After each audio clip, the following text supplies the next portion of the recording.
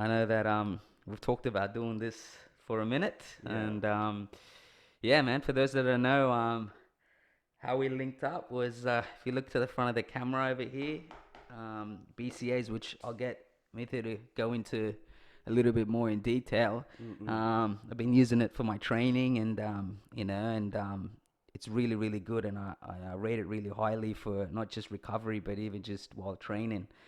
Um, but for those that don't know, um, tell them a little bit about how you kind of got into that, man. How you got into, producing this product. I know we talked a Mm. little bit about it off camera, but for those that don't know, just Yeah. tell them a little bit about that. Yeah.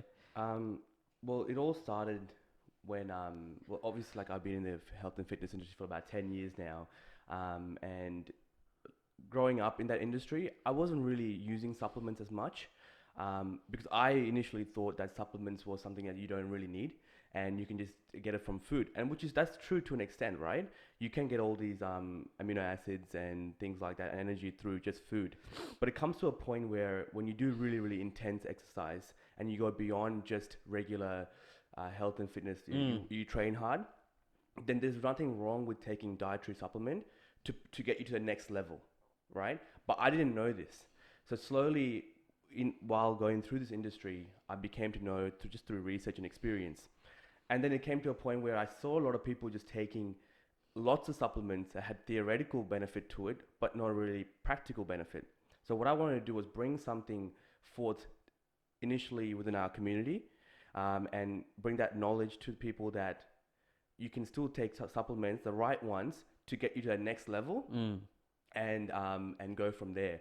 And then I was like, I can just create this myself, Mm. by working with the manufacturer and just bring it out. So that's how it all sort of began. But it all happened right before COVID. Mm. COVID was a disaster for many people, and I'm sure, and I can sympathize with it. But from me, it was like an eye opener. Mm. It saw a lot of opportunities for me, and I had a lot of time for myself. So I had a lot of time to think about what I can do with my life. Mm. And that's where it sort of all began. And from there, it was all speed, man. We didn't slow down. It was Akash, myself, and Oj. We just worked hard on it. And we just kept pushing, getting things out, tasting it, trialing it, different ratios. And it was all speed, bro. Sometimes you got to Mm. just go out there and get it done. And that's how Mm. it sort of all came out. Mm. When you said like some of the supplements had like theoretical benefits, Mm-mm. what do you mean by that? Like just Because like if you look at the nutritional side of food, right? So supplements, like especially amino acids, they're supposed to be they help with protein synthesis, right? So there's theoretical benefit that this particular amino acid will help bind this particular protein to help you build muscle. Um, but the reality is just because that particular amino acid does it doesn't mean if you take the supplement it's going to do the same thing. mm. That's what I mean. So like there are stuff out there, stuff like that. When you take this at night time, it's going to help you shred faster. Or if you take it in the morning, it's going to make you burn in the morning and things like that. And yes, there might be a little bit of component to it, but it's not like it's not exactly as it is, if that makes sense. Yeah, Yeah. and so with how did you test and trial it? Did you kind of link up with a company, or was it something that Yeah, you yeah. guys? Yeah, So initially I wanted to get a manufacturer in Australia. yeah. That was my goal because it's going to be a lot easier to work with people in Australia, right? So my first product was not the BCAAs. With BCAAs, you can't really go too wrong with it because Mm. the ratio is 2:1:1 or 4:1:1 in terms of the three amino acids. Yeah. Whereas with pre-workout, you can really go in depth with the different ratios and what you can put in. Mm. So the first product I wanted to release was Magic Myth, and that's because when you look at a pre-workout, that gives you instant feedback, Yeah, yeah, yeah, right? It yeah. gives you that instant feedback where you know that you've taken it. So I thought if I bring this out and I can build that trust among people that it actually works, then I can bring out different supplements. That was my Because they mindset. associate with the fact that it's the first, yeah, the first supplement First work, supplement. right? So they're onto something. Yeah. Yeah. So BCAs you can't really customize. The only thing you can customize is the flavor, Mm. right? Flavor tastes good, then you're gonna take it more often, right? Mm. And so that's why the BCAs came. But in terms of the pre-workout, there's a lot of pre-workouts out there that has high caffeine dose. And for those who love high caffeine, that's Mm. fine Mm. by all means, right? Mm. Scratch your eyes out kind of feel. Yeah, And yeah. people love that Which is tingling interesting because that's my feel. understanding of it, and Mm. and now I'm intrigued because I might even look into this magic myth. Yeah, But that was always my understanding, and then obviously a lot of people train in the evenings, right? yeah. And then there's that obviously stigma of well, not so much stigma because it is the Can't, truth. If you can't have a sleep. high caffeine stuff, fuck, you're gonna be awake. Yeah, And it's even worse for some people if they like, depending on what you're doing, whether you're gonna have to, like, for example, if you take athletes that are combat sports or whatever, you're cutting weight, you're already dealing with the fucking fact that you gotta, like, you're not gonna, you're gonna be up, or you gotta kind of find solutions to be able to kind of get your body, resting, and get your heart yeah. rate down and get your body to a sense of relaxation so you can go to sleep. So, when I hear pre-workout, and that's just me, maybe think not that- many, that my understanding is that, okay, fuck, if I'm gonna have this, and how Yeah. the fuck am I gonna go to sleep? Your and eyes, then, people yeah, think pre-workout is like eyes are yeah, open and yeah, you're just like hyper, you're pacing up and down yeah, the yeah, gym. yeah, yeah, That's what the, because like if you look at Ronnie Coleman's one, right? yeah, Like he's like lightweight baby and like just staunch and all that stuff, right? Yeah. It gets you to a point where you think that you're on a different level, like a different level playing field. yeah, But in reality, when you're on that playing field, are you really focusing on your actual workout and your exercise? Especially for you, Jenna, yeah. when you look at combat sports, how much more is it energy compared to your focus? Right? Technique, right? If you're that level of anxious, do you think you will be compromised when it comes to your actual technique? Probably, right? So why would you want to get to that level of super surge of energy when you can have the right amount of sustained energy throughout your whole workout and being switched on the whole time? For me, for example, like the reason why I even thought about the pre-workout and supplements in general is because as I was getting older, I'm 28 now. When I was younger, it was different. When I was like 17, 18, like 17, 18-year-olds ask me like, bro, can I take your pre-workout? I tell them, to be honest, bro, you're young. You don't need it right now. Yeah, When yeah. you get to an older stage where you do intense Your exercise, enthusiasm alone will get you through. yeah, Yeah, 100%. For me, Yeah. I brought out the pre-workout for myself actually, because I would notice that I had late night games with Ostag and basketball, and I wasn't reacting quickly, and I wasn't energized. So I'm like, hey, hold on, I want to try a pre-workout and let's see if it works. Hold on, let me make my own pre, because I know this shit, and let's try it and see if it works. And it works like a charm. You know what I mean? And my friends who play in the sports, they can attest to my skills. It's gone to a different level. I'm making tries every single game. Yeah, Leading try scorer in the Ostag team right now. And you guys are playing, from what I see, very high level Ostag as well, right? Ostag not so much. We're playing social comp. Yeah. But we train every day. We Yeah. train hard. No Yeah. matter what comp we play in, we Yeah. want to be the best. Yeah, On the 100%. field. Doesn't Yeah, matter, right? state of mind is you want to be the best. Yeah. Exactly. But yeah, so that's sort of how it sort of began. Because I wanted it for myself. And if it works for myself, I'm sure there are people like me who would want it for themselves. Yeah. Right? And if I can educate them in that sense, why not? And that came off the back of obviously you trying stuff, right? Trying different products and stuff, knowing what worked, what didn't. So I'm intrigued about this pre-workout now. Yeah, yeah.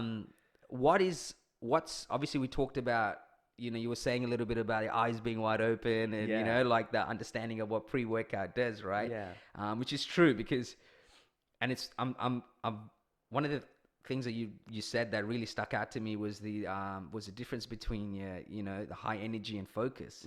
And you can kind of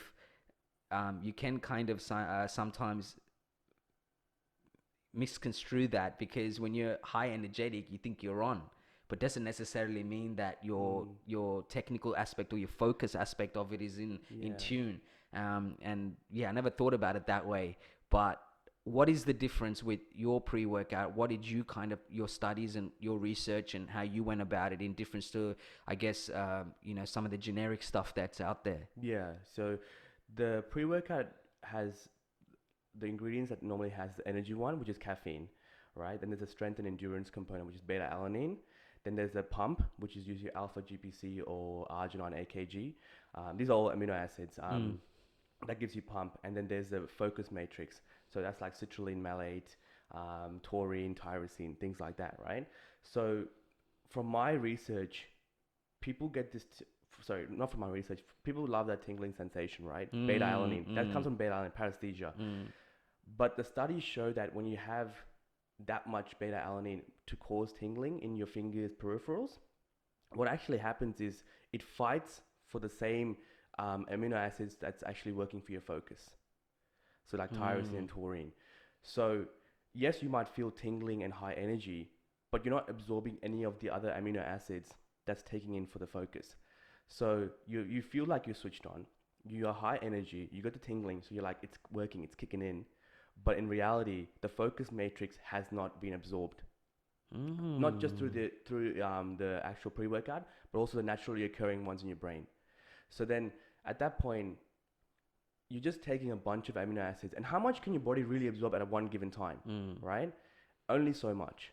So then you got to try and figure out a ratio that works best. So from my research, 800 and under milligrams of beta alanine is the right amount of dosage to get that enough endurance and strength without the paresthesia. Mm. And then that also allows you to absorb the focus matrix part of the pre-workout. Mm. And with caffeine is actually really good for you before a workout, strength training. There's so much research behind how Mm. good caffeine is. So having a coffee before your exercise is great. Mm. Mm. But if you can have a pre-workout instead of a coffee, that's even better. Yeah, because you're getting all the other elements, Other right? elements. Yeah. Exactly. But if you're a coffee lover and you love the coffee taste, Yeah, then by yeah, all yeah. means take caffeine and coffee. Yeah, Go yeah. for it. People think that caffeine is bad for you, but in reality, it has so much benefits, Mm. you know? And I think that's the biggest thing. But if you take like a high dosage, Yeah. like if you're into that, go for it. I'm not Yeah. going to say no to you. I'm here to like educate people who are on the fence of caffeine who don't know the thing. Yeah. It's hard to convince people who are already on that other Yeah. side.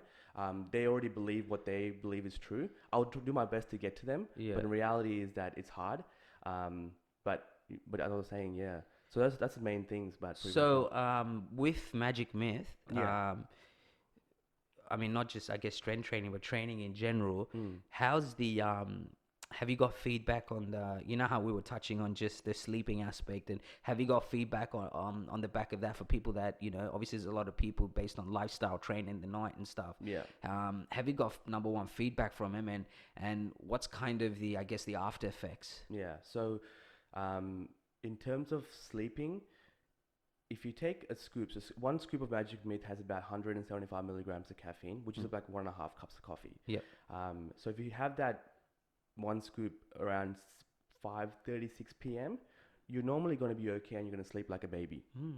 But if you go push it towards 7:30, 8:30, Yeah. then, and especially if you play sports and combat sports, Yeah. your adrenaline already popping up. And Yeah. plus you got caffeine, so your sleep might be pushed back a bit further. Yeah. And if you're already a late sleeper, then it's hard to sort of judge that feedback. But from the Mm. feedback I've gotten so far, the people who take the pre-workout before 5, 6 p.m., they've been sleeping like a baby, no problems. Yeah. So you're talking like probably the standard, like by 10:30 or something like that. 10, Yeah, 10:30? 11, Yeah. standard, yeah. Like Yeah. not 9 p.m. Yeah. 10:30, 11 p.m. when Yeah. those people who sleep around that time. Yeah. Everyone's going to be different. Yeah, of course. Yeah. One person has told me that, you know, he had trouble sleeping, right? Okay. But then when I asked the questions with that person, he told me that he normally sleeps at 1 a.m. anyway. Yeah, because You know what I mean? So, you yeah. literally, I was about to say to you, it could be a lifestyle It's a choice as lifestyle well, choice, right? Yeah, yeah. it's a lifestyle choice. So then Yeah. I'm Yeah. thinking, hold Well, on. that if you already sleep at 1, and then on Yeah, top of that yeah. you took this, they're gonna have no problem staying awake. Exactly.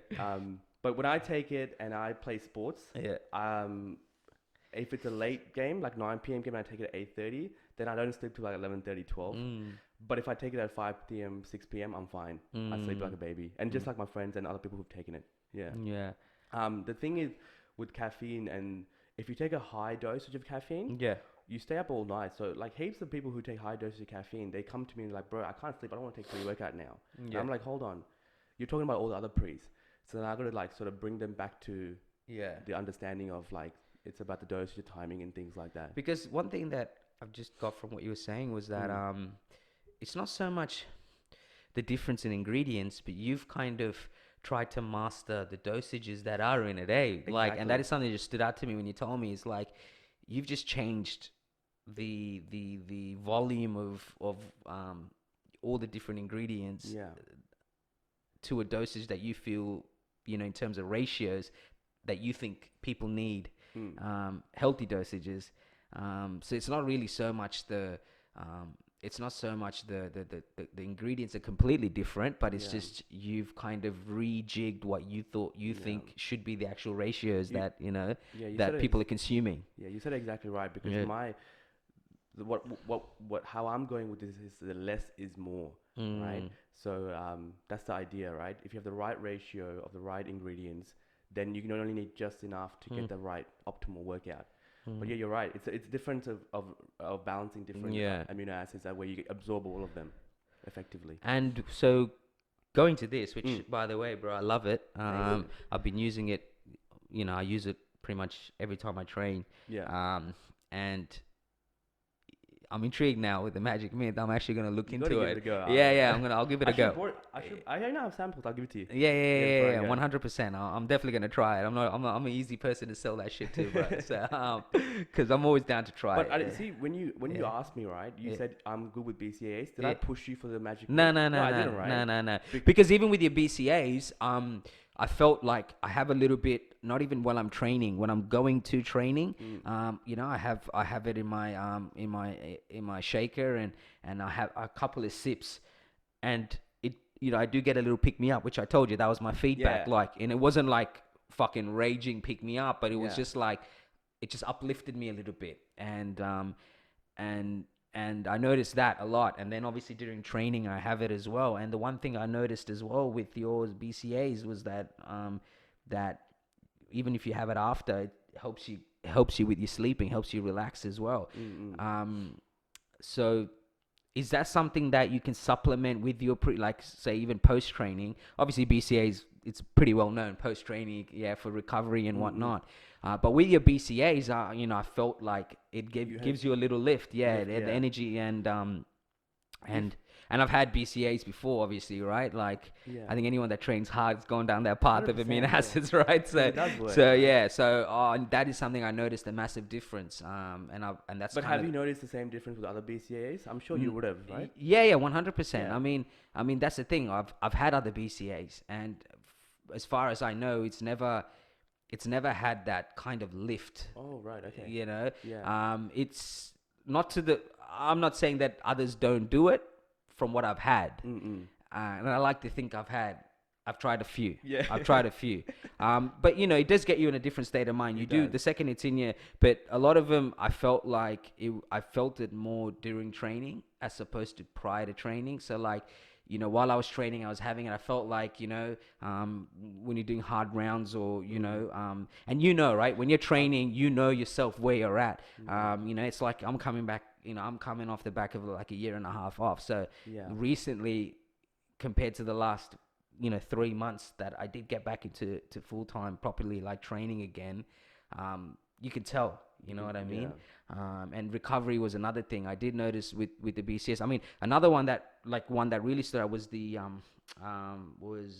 Pranaron, the vegan Right. yeah, like I tried that randomly like last like two when I had my last boxing, like when I had my boxing fight. Mm. That really stood out to me. I felt like it had amino acids, like the chain amino acids included in it as well. Yeah. And I noticed a massive difference in my recovery and even just in my like lean muscle mass and whatnot. Mm-mm. But I think the reason why you may have felt that pickup is because when you're training, so BCAAs has valine, isoleucine, and leucine. That's three main, right? But this one has L-glutamine in here as well. yeah, okay. So when you're actually working out, your glutamine is actually what's the word? It's being used, it's Yeah. depleted. So I think where you're getting the pickup is through the L-glutamine, because the intense exercise is when your glutamine starts to get depleted. Yeah. So because it's got the L-glutamine, it's replenishing it as you're getting depleted. Depleted. That's Okay. where I think your pickup has Yeah, gone. yeah. Because Yeah. that's something I noticed straight away. Was just that little bit of pickup. So. Mhm. But in terms of taking BCAAs, the best way to take it, if I have to be honest, is at nighttime before you go to bed. Yeah, Um, which is why I was intrigued with the Magic Myth, because Yeah. then they could solve a little problem like thing I'm Yeah. working with in terms of just taking the BCAs post training prior to sleep. Because if I Mhm. can, for me, that's always my difficult bit is going to sleep. Sometimes I just can't shut my lights off. Yeah. And I've tried different things. I've obviously like I have like reishi mushroom tea and stuff like that. It helps me relax my body. But it's the going to sleep that I would love to, especially when you start to slim down a little bit and start getting to the minimal nutrition and where your body's naturally awake, right? Yeah, because you're not eating as much food, right? Because Yeah, you're going down to yeah, cutting, so yeah, then you're not going to get the nutrients, yeah. amino acids, and things like that. If you're worried about sleep, what I told that guy who couldn't sleep till 1 a.m. was take it before like 3 p.m. because what you'll notice is this lasts quite a long time. That's the feedback I've been getting from all the people who are using Magic Myth. It lasts more than just half an hour, 45 minutes. It lasts like 3-4 hours and it keeps going, right? So if you take it about, let's say you train at 7 p.m. and you don't want to take it at 6 o'clock, if you take it at 5 o'clock even, right? It primes you when you go into training and then it will sort of deplete away and fade away by like 9 p.m. and then you can go to sleep. No problem. Yeah, yeah. Or So- take BCA's post for recovery, but then Yeah. essentially go sleep. Yeah. I'll give you a sample. You can try it out. Yeah, and go yeah, from no, there, no, no, 100%. I'm keen. I'm keen to check it out, man. Because that was obviously one of the reasons why I went for the BC. Because obviously, I was just like, man, I'm already a shit sleeper sometimes. I don't want to add to the drama. I didn't want to add to Yeah. and make that like, say, bro, try it and see. Yeah, yeah, yeah. Like, if you- but then at the same time, I didn't know what I know now either, Yeah. right? Like with how you worked around with the ratio to ensure that it wasn't just a massive caffeine buzz where you just like you think you're on, Yeah. and then and it was such a kind of poetic way of explaining it with the focus and how you had that in mind when you would do when you kind of did your own research was to try to push that aspect of your of a human's mind or in the training, which is the focus aspect of it, not Because- just high energy No, and you're just depending on that enthusiasm and the high energy to get through your workouts, but Yeah. at the same time, like you said, you broke it down with the focus aspect of it is that really getting everything out of your training as well, Exactly. right? And I think I honestly made the Magic Myth for myself because I'm high energy as it is. Yeah. So why would I need 100%. even more higher energy? I need Yeah. the focus. Yeah. Yeah. I think when you make something for yourself, it becomes to a point where it's also beneficial to other people. And because you've done it for yourself, you know it works. Yeah. And you can, when you believe in something and you know it works, then it's not really hard to sell. Yeah, 100%. You know what I mean? Because you're not bullshitting anymore. Yeah. You're not talking shit. Yeah. And people just people will rub off on people, right? People can, But you, so with your, obviously all this was inspired off the back of your training, right? Yeah. And I know we spoke about it, but you were doing like, I don't know what the exact word for it was, not so much bodybuilding, but physique, right? Yeah.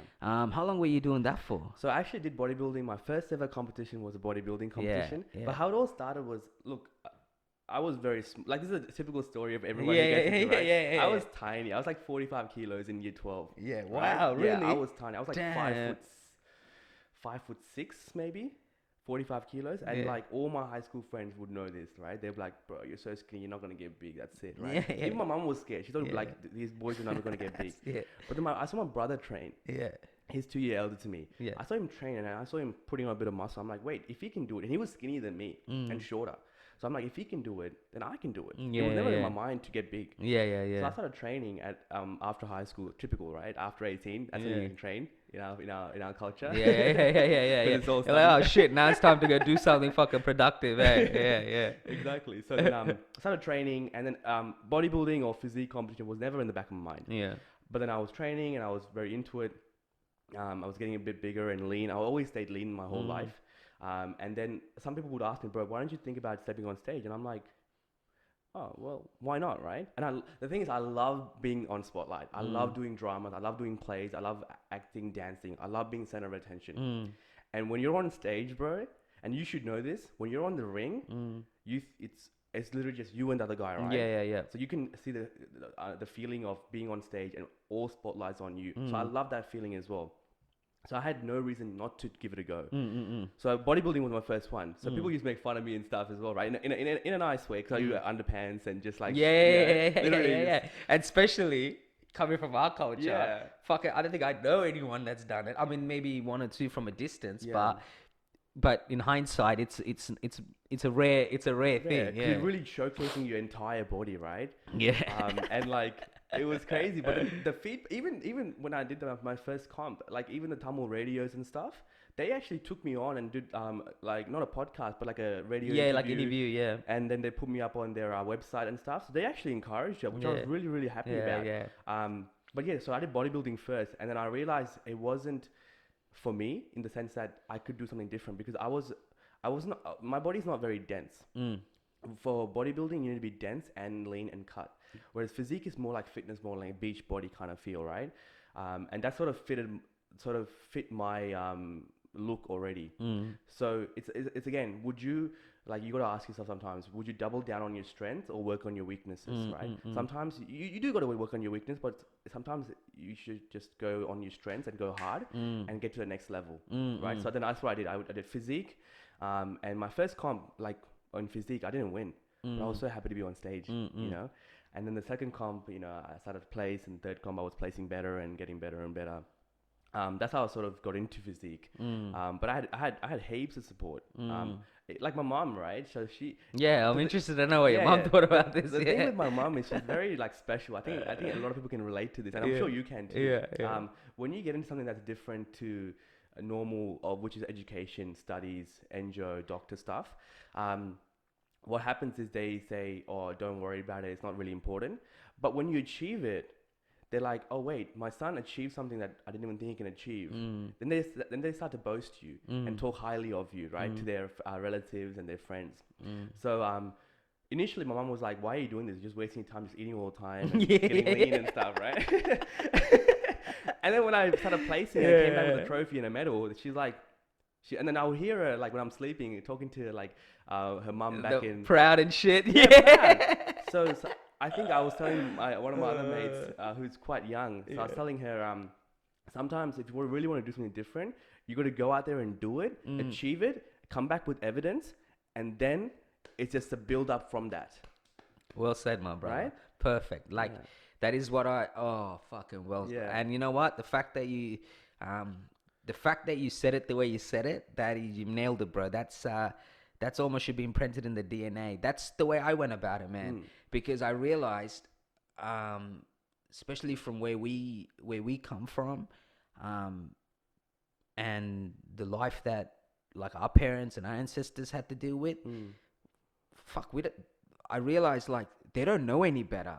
So when there's no point arguing and fighting, because like you said, what evidence are you showing, right? Like for me, I take pride and I feel like even me doing now, like in a good place with building this, is that I still have unfinished business in what I'm trying to do, because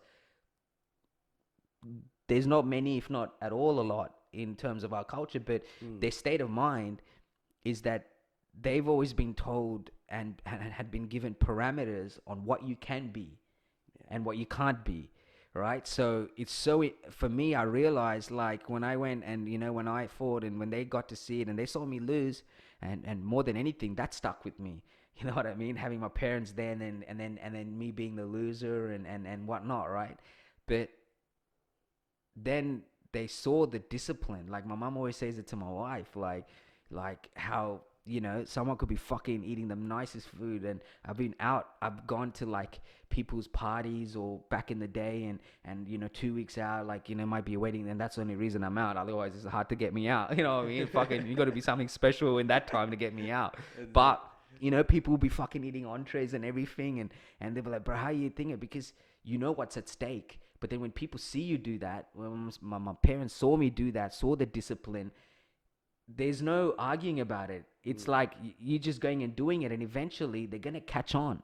They're going to catch on what you're doing, because they're like, well, fuck, look what it means to them. Even when I did my like little music stint and stuff like that for a while, you know, I built a studio, you know what I mean? They saw that, fuck, if he really wants something, you know, he's going to go do it. And then it's not about arguing about it. It's not trying to convince. It's like, now you just got to jump on board and see what I'm doing. And then that shifts their mind and realizes, oh, fuck, you know, there is other avenues, but it's not even that. It's their state of mind is that if he wants something and he's he's so stubborn, he's going to go do it. Like, you know, it's going to try to make it happen.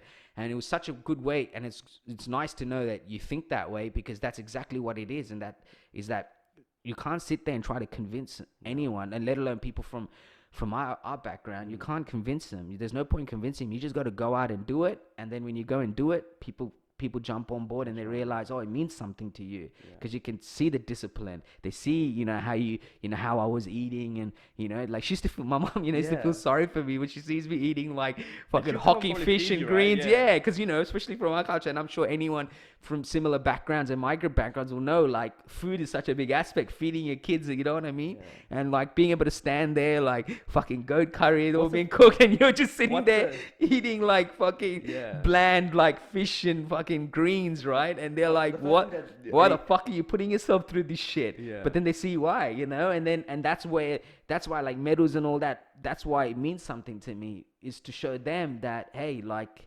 like there's other ways to do things. Even with this, I had to leave work to focus on a year to help build this brand, to to at least start to get it to a foundation.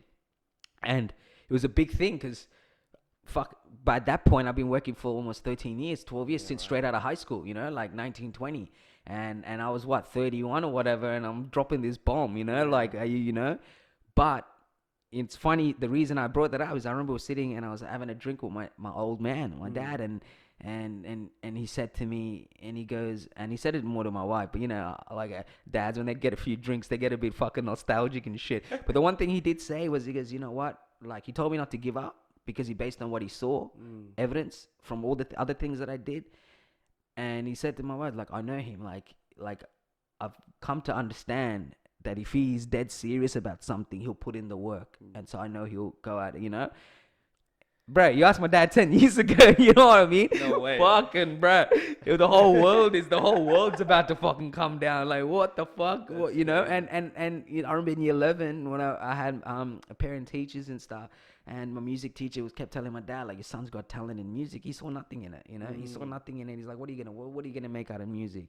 And sometimes I used to be mad at that, but I don't get mad at that anymore, because I realize, what did he know? No, that's Right? Right, yeah. And so I know deep inside, as much as I'm hurting, when I eventually went and did the music thing for a while, it must have been hurting him to see, fuck, like, he actually did have a passion for it, So there's no point being, you're always going to have indifferences, but there's no point being angry at that.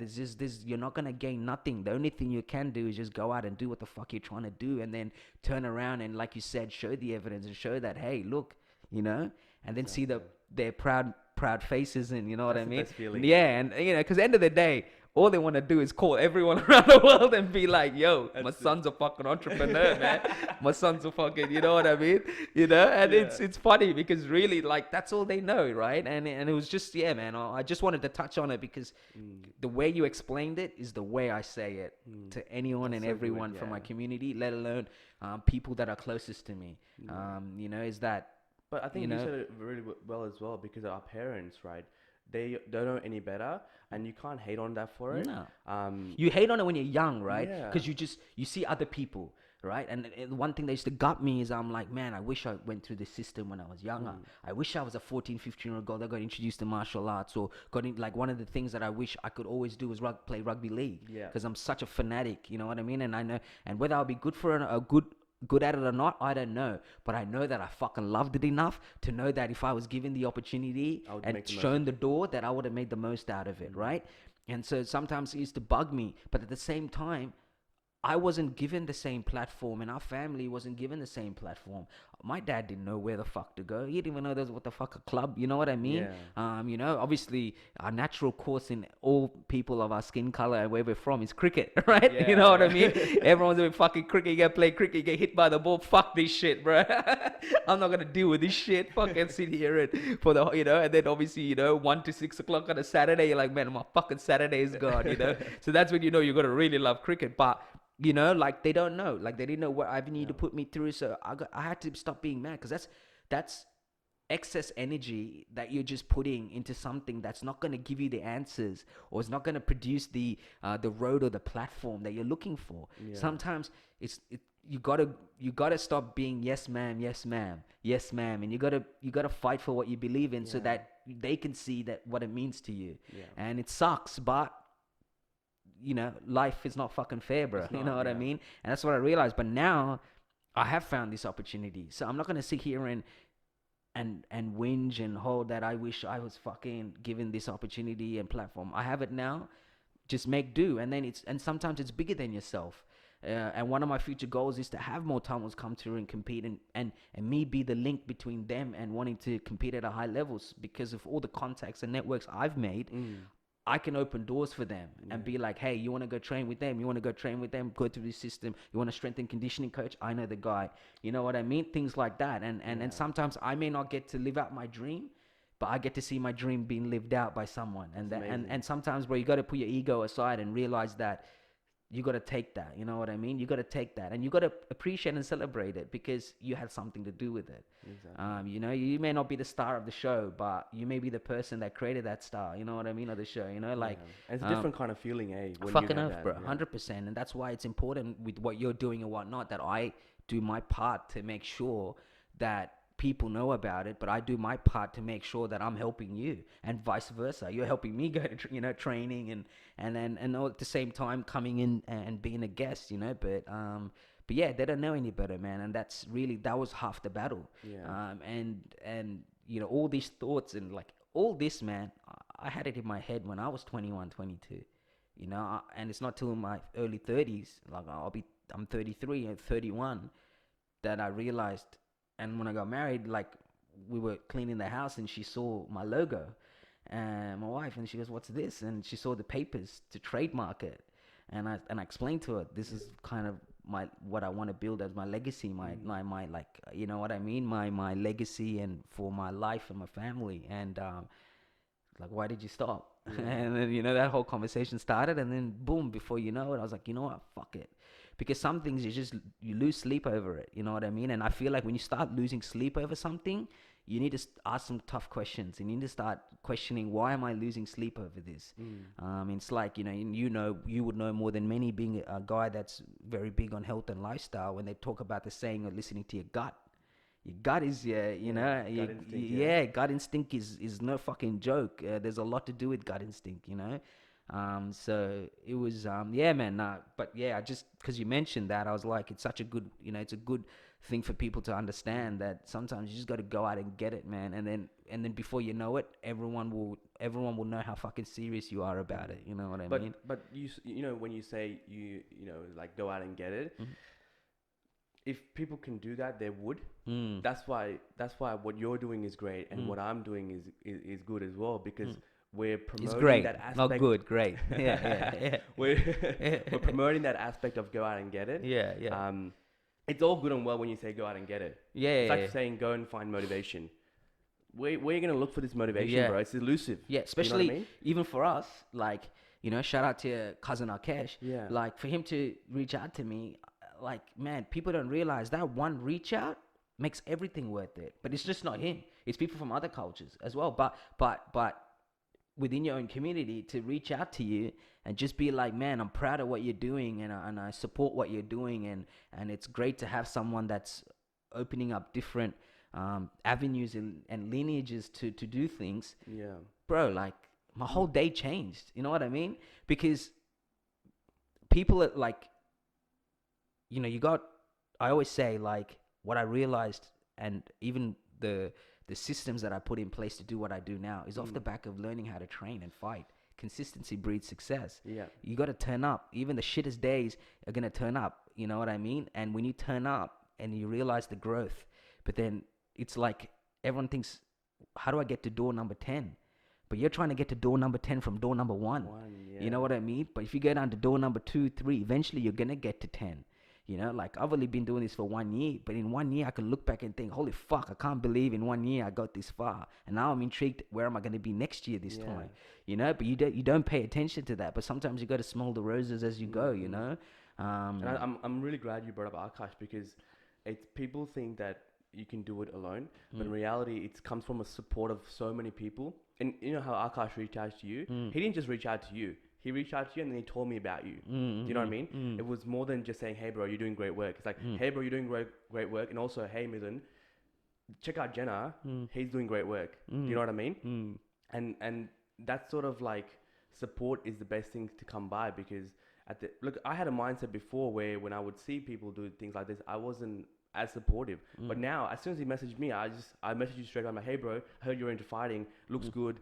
I see you doing podcasts, and then that's how we connected, right? Yeah. And even so another person I connected recently with was Dim Happer. I'm sure Yeah, you did a podcast with him, right? he's one of my best friends, bro. Well, there you go. So I saw him doing. He was my MC for my wedding and shit. Yeah, Well, there you go. Yeah, So he'll be coming on soon. yeah, I reached out to him straight away. Yeah. I'm like, hey, bro, you're doing a mental health, for Yeah, men. he's very big on that. Yeah. Yeah, so then like it's if we're all doing something that's going to be helping other people, there's nothing Yeah. wrong with showing that gratitude and support by 100%. saying, hey, bro, you're doing good work. Yeah. Keep it going. That's motivation. That's Yeah. what gives you motivation to keep doing, and Yeah. keep pushing further. Yeah. We're doing it for ourselves selfishly, Yeah. that's for sure. Mm. But we're also doing it, and when people tell you you're doing good thing, then that just builds up on that, right? And you don't realize how much just working together, what you can achieve as well, man. Like, people don't realize that what just helping someone out, helping someone or sharing what they're doing or being able to bring awareness to what they're doing, how much that helps them. They think it's just, it sometimes flabbergasts me that they don't realize how much networking and how much just sharing and how much just bringing awareness and letting people know what people are doing, how much that helps them.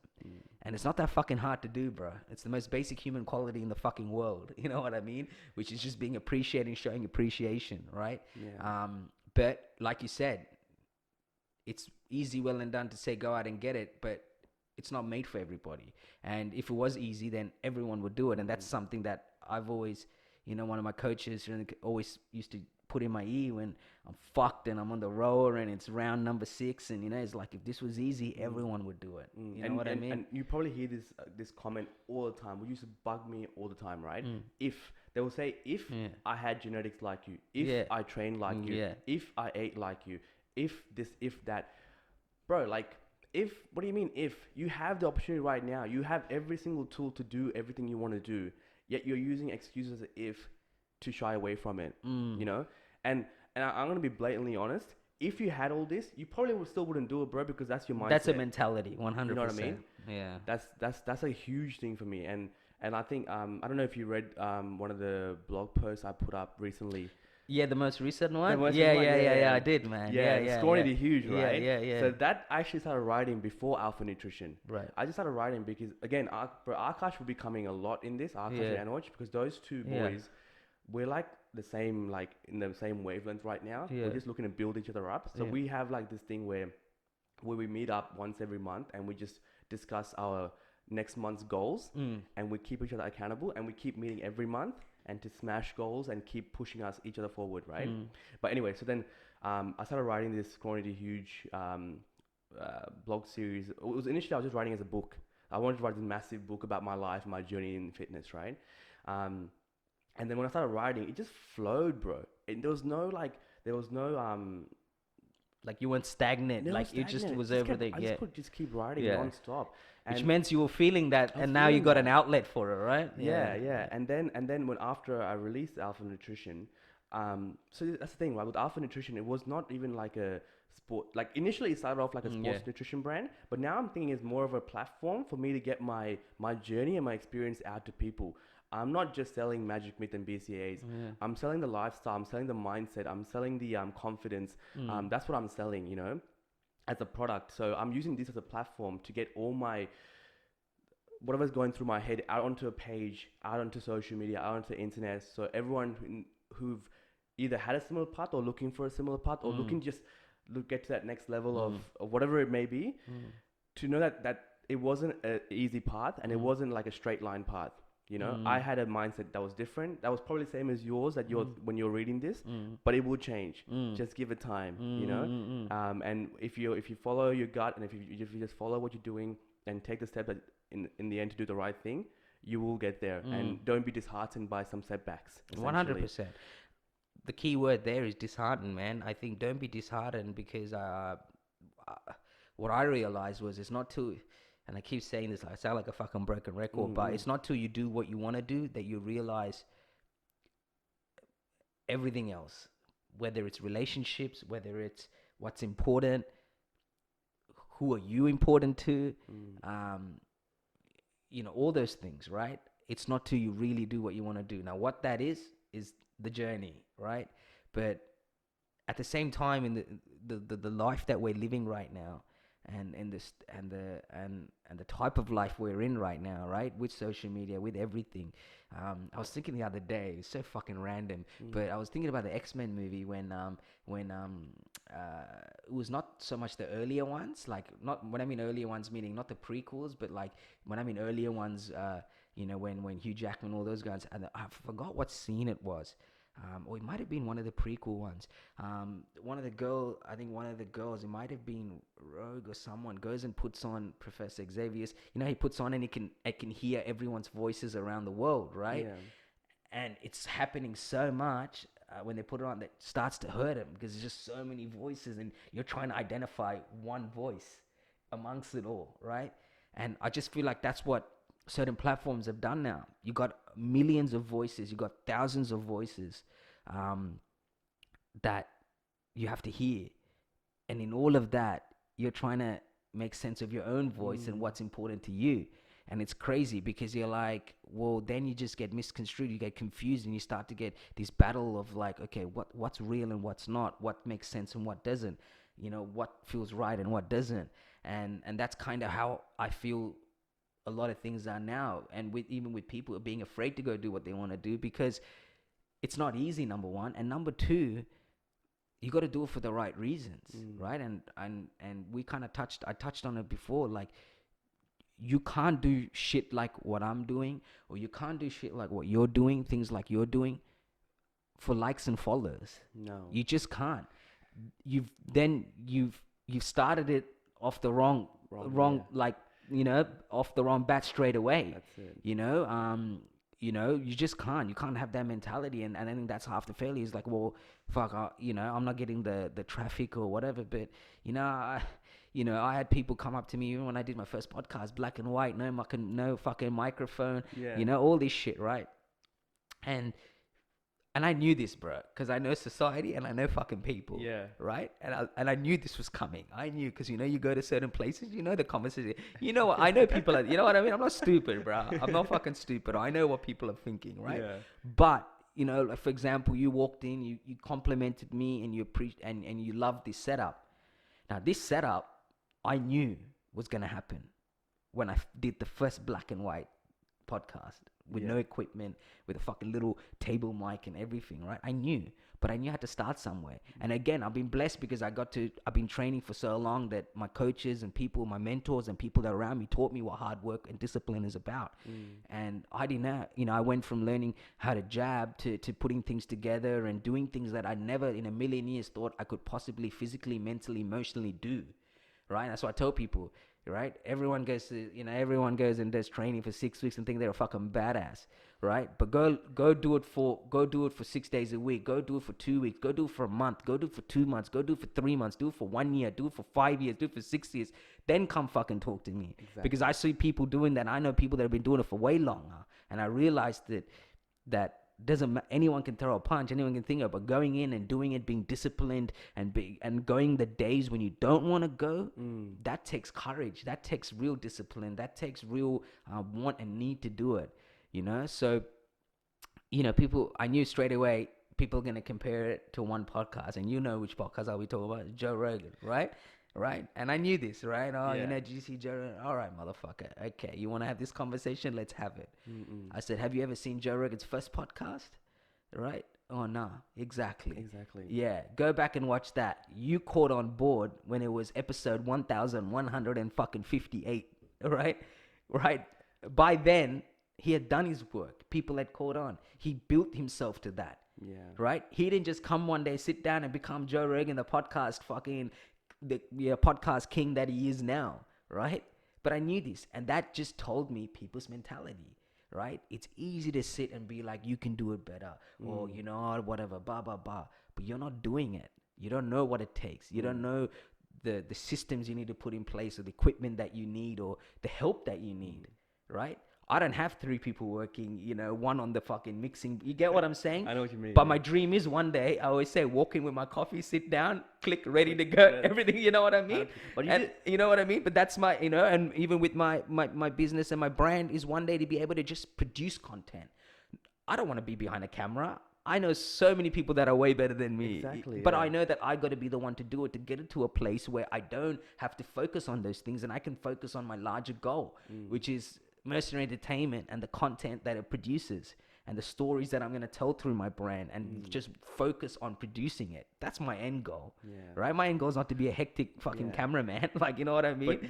But you know how you're talking about the end goal. You Yeah. want, but you're enjoying the journey, bro. 100%. You're- I know so much more shit now than I Yeah. didn't because I had to force myself to learn, bro. Yeah. Like editing and shit, bro. You ask me, there's been days I'm ready to fucking throw this computer out, bro. I'm not even lying to you, bro. She'll tell you some stories where I'm like walking like a Done. madman up and down the fucking house because I'm like, fuck this shit, Yeah. man. Like, what is, you know what I mean? But I look back now and it's just a swift process. You know, you walked in, click, click, click, click, and we're off, bro. That's You know it, what I that's mean? it, But it wasn't like that, bro. It was like I had shit, unnecessary shit that I was like, I felt was unnecessary. But you but know- it wasn't. It was yeah. testing my patience. Yeah. And I always, now when shit happens, I always tell myself, all that's being tested is how bad do you want this, bro? How bad do you want this? Like even going back to training after ages, off the back of being so fit in 2019 to trying to get back to that. I always tell myself, what's your why? And how bad do you want this? Because really that's what it is. How bad do you want this? And then through that chaos, there's that beauty waiting for you to the fruits of your labor. Yeah. And this is my fruits of your labor, sitting here talking to you, having conversation, promoting a product, a guy from my countryman like me, you know, same skin, same blood, and promoting it, you know what I mean? But Yeah. that shit doesn't come easy, No, man. it doesn't. And you know, and people just don't want to go through that chaos, that you know, where you get to see the beauty of all your hard work and whatnot, you know. But And- you did a great thing, bro. Because when you said that, you know, you could have easily waited and made it perfect until you had this setup, until you had this gold microphone, until you had all this one click, go. But you didn't. You started with your table microphones. You started, you know what I mean? yeah. Instead of waiting for the perfect moment until every setup was ready with this beautiful, you know, canvas, that line, that you know what I mean? You didn't wait for all that. Yeah. Because it was always about the conversation. Yeah. It was always about that person. Yeah. It was about having a conversation with that person and being able to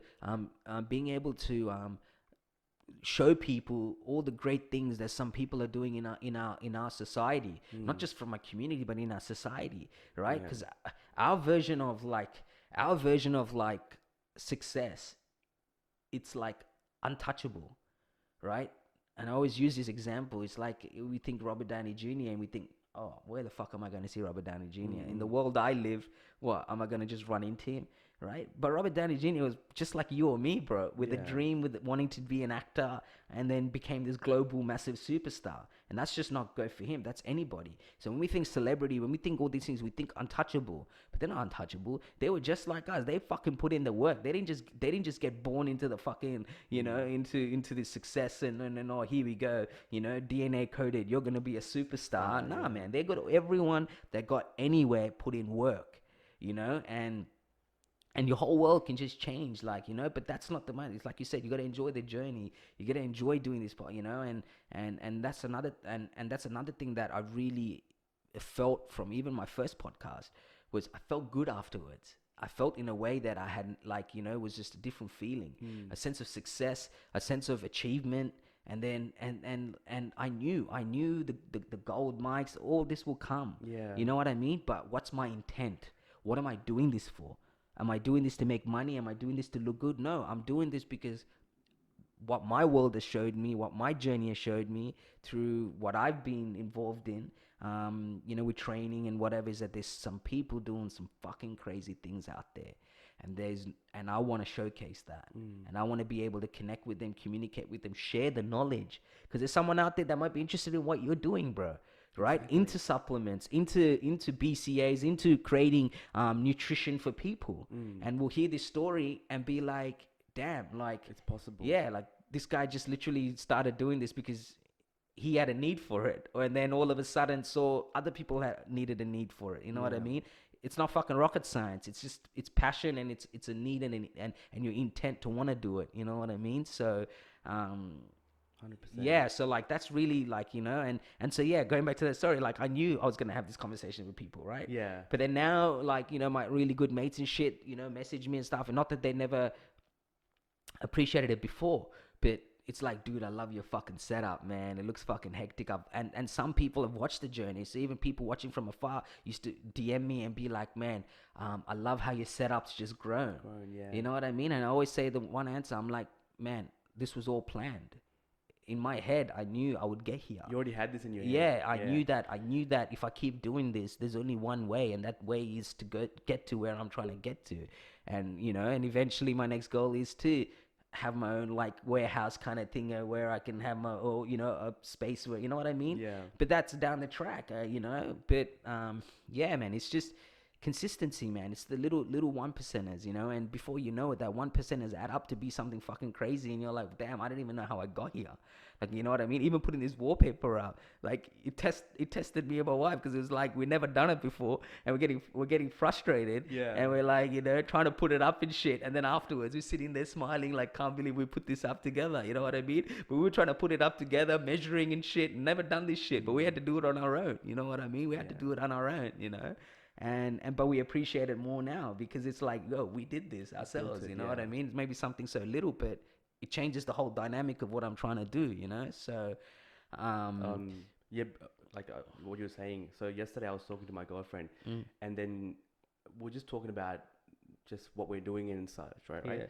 And then she's like, so what do you say when people ask you, like in terms of what do you do?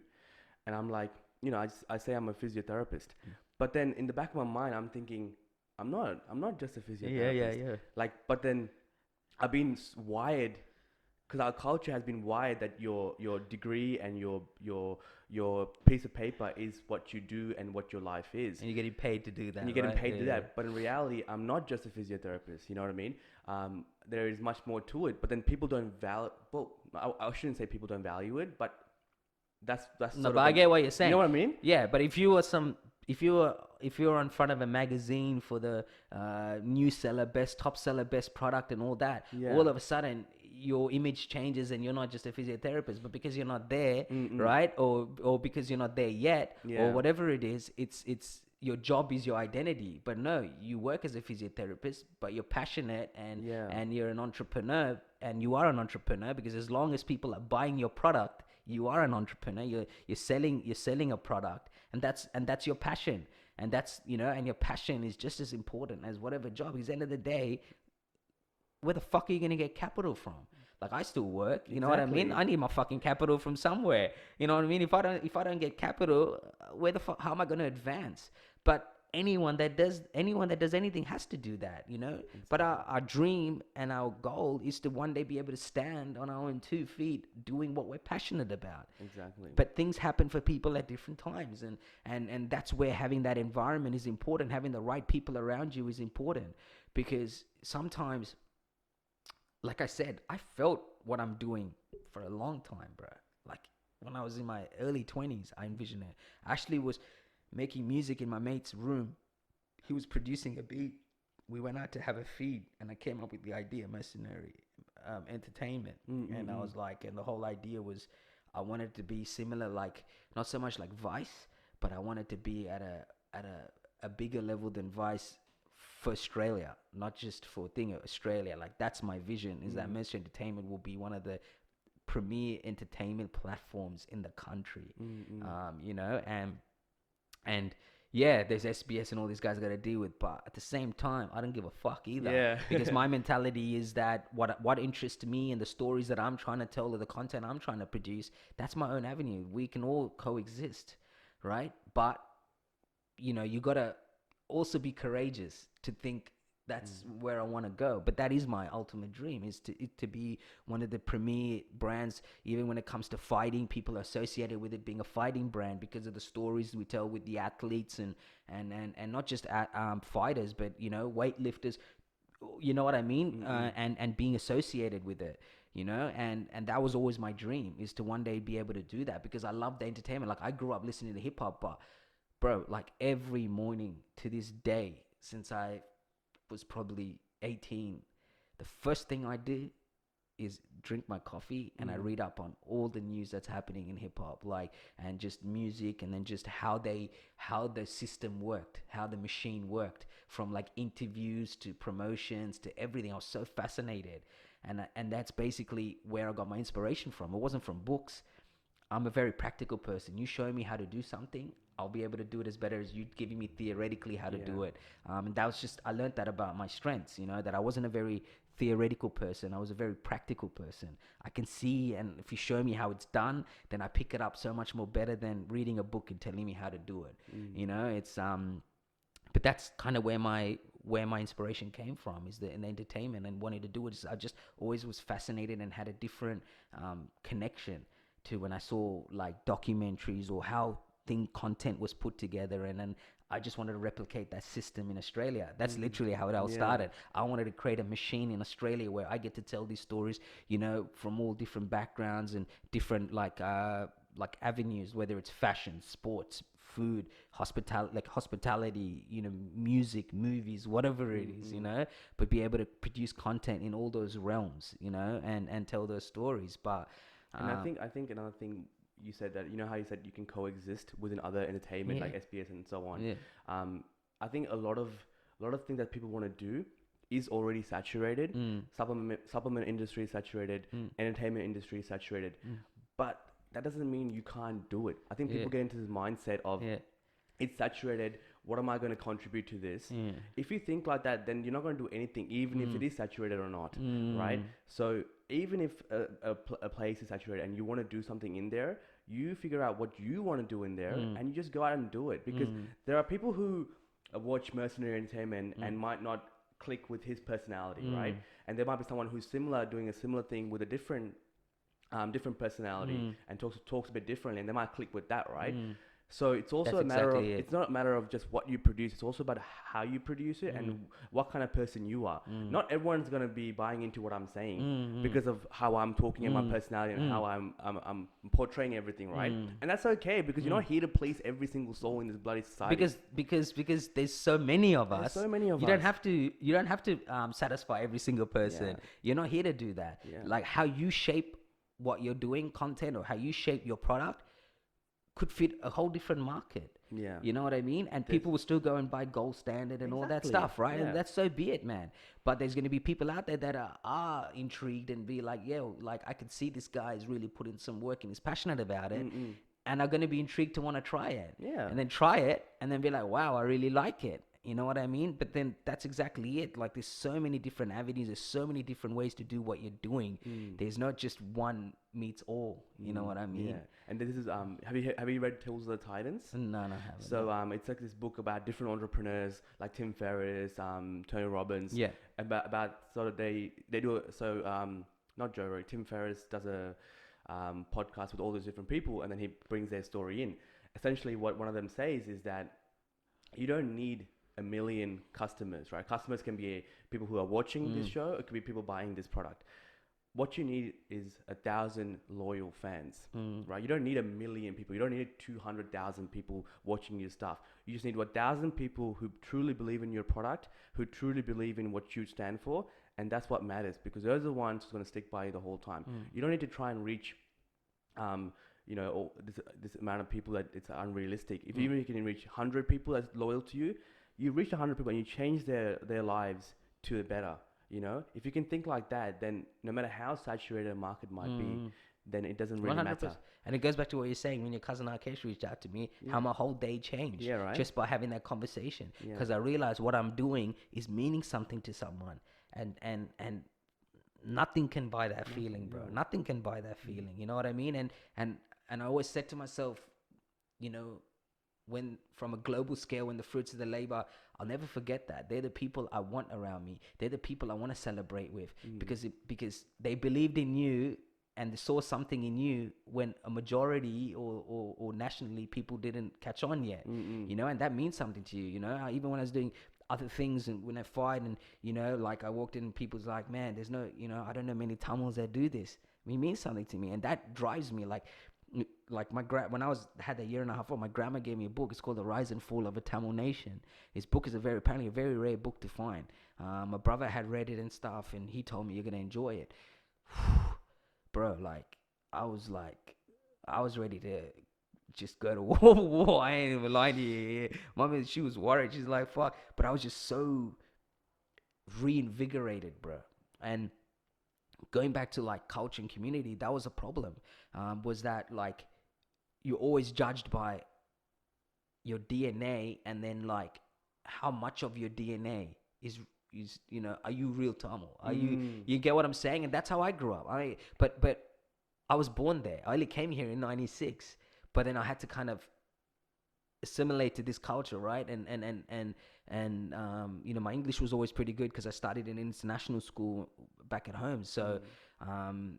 but then like you're working your way out in this new world, right? And so it's like because you don't listen to the music or whether you don't think you're judged by that, Mm. and that's the fucking problem. You're judged by your identity and how much of who you are, and your identity is judged by how much you know or whatever. And fair enough. And that creates disconnect. That Yeah. creates Segregation. separation, Yeah. right? Which is fucking stupid. But when the time is right and you want to learn, that's when you should learn.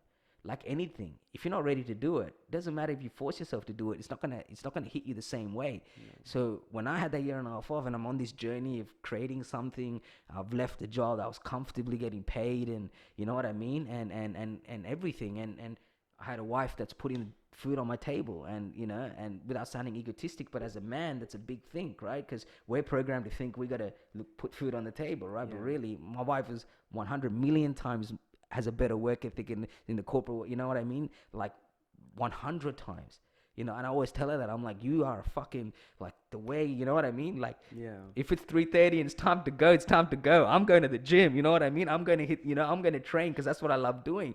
But for her, it's like, you got to get shit done. She'll get, you know what I mean? And I love that her work, she's got a very good work ethic, but that was hard, like a tough period, man. Mm. Fucking tough. No one will ever know it, but one day that'll be the reason why we are gonna be where we're gonna be. And I think about those moments, but like I read that book, and that book just like get tingly, bro. When I think about it, it just reinvigorated me. It gave me an understanding that I never had before, but it got explained to me. But I wanted to, right? And when I read that book, that's when I set my mind. I'm like, I looked at her and I said, I ain't done yet. Like, Mm. I ain't done competing yet. If anything, like now is a time to crank it into sixth gear, because I just realized that I wanted to do my part, but I'm doing something that can add value to the whole story of our community and our journey from the yesteryears to what's going to happen now to what's going to happen in the future, right? The whole world may not know, but my world would know. Mm. And that's important because you got to just do it for your world. And then collectively, Yeah. it's going to mean something in the future. You know what I mean? So, like, for me, that's really was the catalyst for everything now. It was just that understanding, and a lot of it was not just what happened, but it's also like we was touching on the segregation, the separation, and how we created that because of some stupid fucking parameters and rules that we didn't really exist. You know Mm. what I mean? Has something to um everyone has something to bring to the table, man. It's just a matter of lifting them up when the Yeah. time comes, and saying, hey brother, I got your back, or hey sister, I got your back. You know what I mean? Yeah. Whatever you need, I'll do my part, and then hopefully that adds value to what you're doing. You know what I mean? And it's not a hard concept, but No. it's not a concept that everyone understands Yeah. either. I didn't What understand it either. I'm Yeah, not and gonna neither lie to did I. you. 100%. Yeah. I ain't saying I was fucking perfect, bro. I was a Yeah. fucking hater. You know what I mean? Because it all comes from. But then what you understand is that wasn't you. That just came from your environment. That just comes from you have 100 people, and you're one person that completely thinks opposite. And it's scary to think opposite to the 100 that you've always known and grown up with, and think this Mm. is my world. And it's not till I realized and I moved away and said, nah, I'm going to be this one that's going to run into the fucking eye of the tornado, because that's what Yeah. I fucking believe in. You know what I mean? And then what happened was everything that seemed so relevant seems irrelevant now. And Yeah. that's something I always repeat, is like all these little things that seemed relevant doesn't even seem relevant to me anymore. That mindset switch is it happens Yeah. happens that moment, and Yeah. then from then it's all just makes sense, right? Yeah. It's all clear Yeah, as it's day. all like clear as day. Like that's what I mean. Now it's like I don't worry about what I'm missing out on. I don't worry about, oh, I gotta be here, whatever. Nah, man. Every day I get up, every day I go to sleep. I meditate like a crazy man now. You know, funny enough, I pray. I pray to God more now since I've been married. My wife, yeah, than I ever did in my life. You know, that's why my mom will be like, dude, this guy would, you know, I never went temple or whatever, but like pray every morning or we meditate every morning, you Yeah. know, There's and this crazy thing yeah, about life, right? So Akash was talking about this. So it's like you go through life, and then the end stage of life is becoming a monk, the mm, higher purpose. So like either you become a monk, right, and you go into this this different purposeful life, or you go through life, you achieve what you want to achieve, and you keep achieving it, and then you enter the state of mind of a monk, mm, essentially. So what you're explaining right now, you know, you're saying you're meditating a lot, you're mm, praying a lot. It's almost like you've gone through a journey where now that you know you're going through what you want to do and you're achieving what you want to achieve, you're sort of like translating that experience now, and you're moving towards that's, you know what I mean, that different yeah, purpose. Like yeah, now you want to meditate, now you want to mm, pray, because you have this different faith and different sense of belief, because you know that things are possible that you thought that weren't possible mm, before, just through purely through of what you achieve and what you mm, experience. mm, mm, mm. But it's just interesting to think about, because like like I said before, that the mental switch, when it happened and it becomes clear as day, everything just starts to make sense. Sense, yeah. And you know who you want to be around. You know who would add value to your life, not in a selfish kind of way, No, but 100%. but like But in a it's important. but it's important. Yeah, bro, we're not here for a long time. No, we're We don't know not. when the fuck we're gonna go, Yeah, right? And adding value to your life is important. It's important. important because, and that's the thing. We gotta stop fucking acting like as if it's such a selfish way to think. No, it's not a fucking selfish way to No, think. I want to add value to your life. You're adding value to my life exactly. through what you're doing. Yeah, You know what I mean? Not just this conversation, but with the product and with everything, right? And watching what you're doing. It's inspiration, bro. I get driven by inspiration and creativity, you know. And we gotta stop stop thinking like, oh, you know, that it's, oh, you know, it's like a need or a want. No, it's not about that. But it's very important to have people that add value to your life, because life is limited, bro. so We don't know when the fuck we're gonna go, right?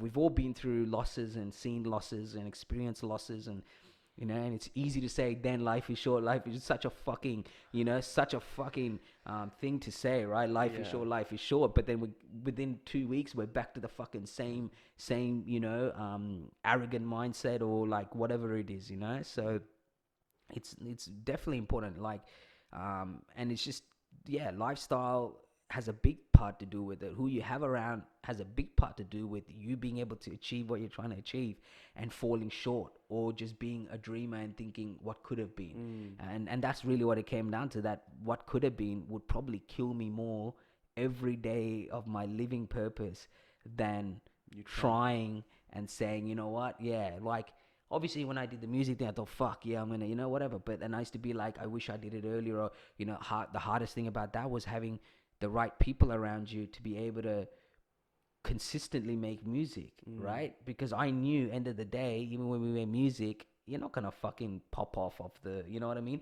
You may not pop off till like the 5th project that you do, but some people didn't get that. You know what I mean? They're just like, oh, put it, and then now what? You fucking had a budget, you blew a budget of a couple of $1,000s or whatever, promoting and marketing it, and now what? You know what I mean? Yeah. What you think you're gonna, you know?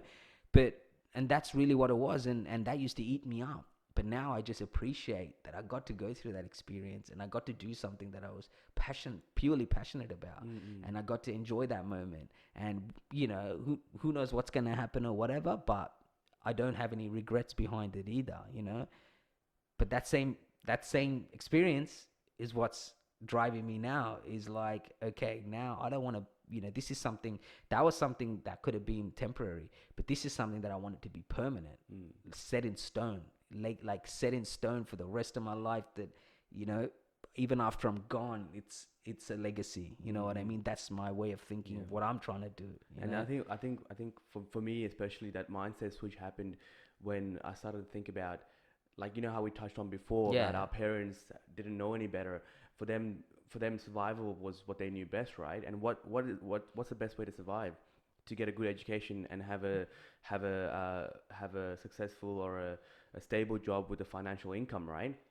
And then through that, but then they came from a war-torn country, Mm. right? For them, that's such a high importance.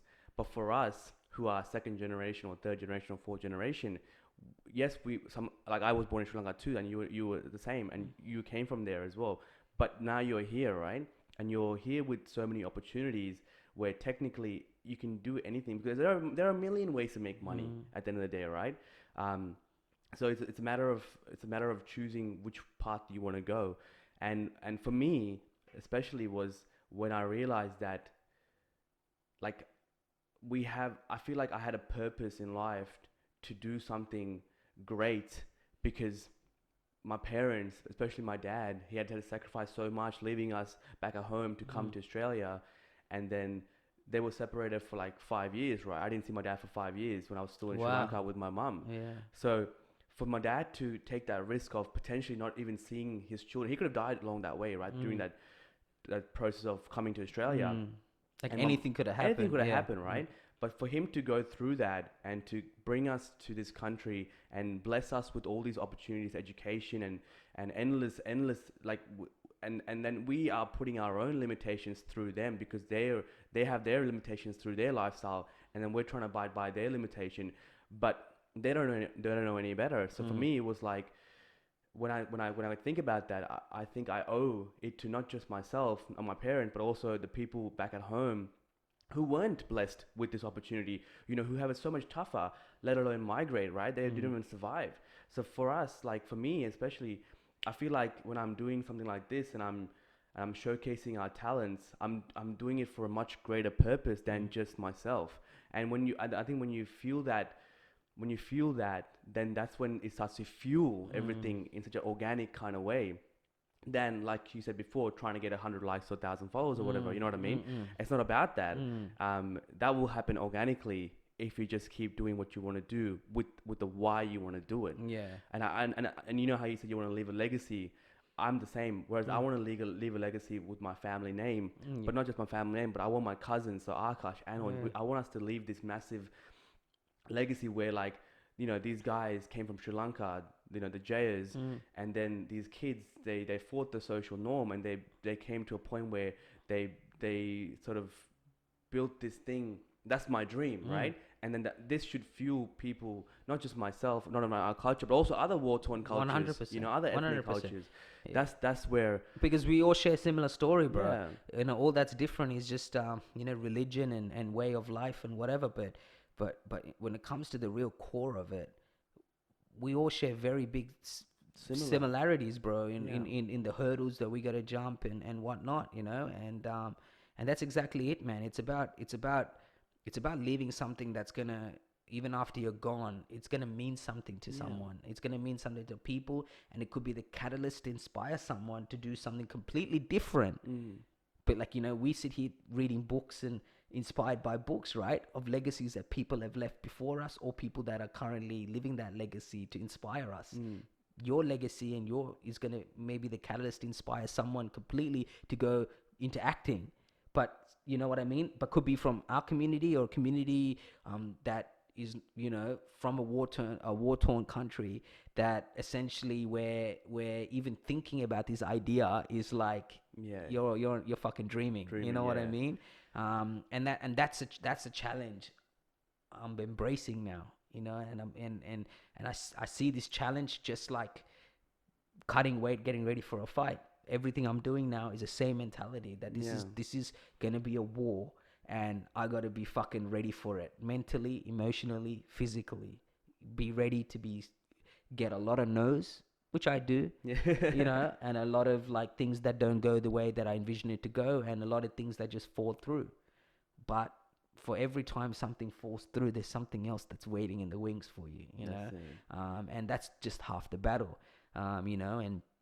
and I always say, whether I get to finally see the ultimate of what I'm trying to do in 7 years time, 6 years time, is going to be no different if it happens tomorrow.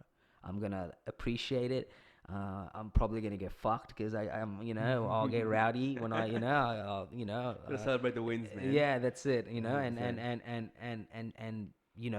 and enjoy it with everyone and celebrate it with everyone, and it'll be no different because again, it's like this whole idea of old, right? And I've been thinking about it lately. Um, and maybe because when I was younger, people my age now and a bit older saw it that way.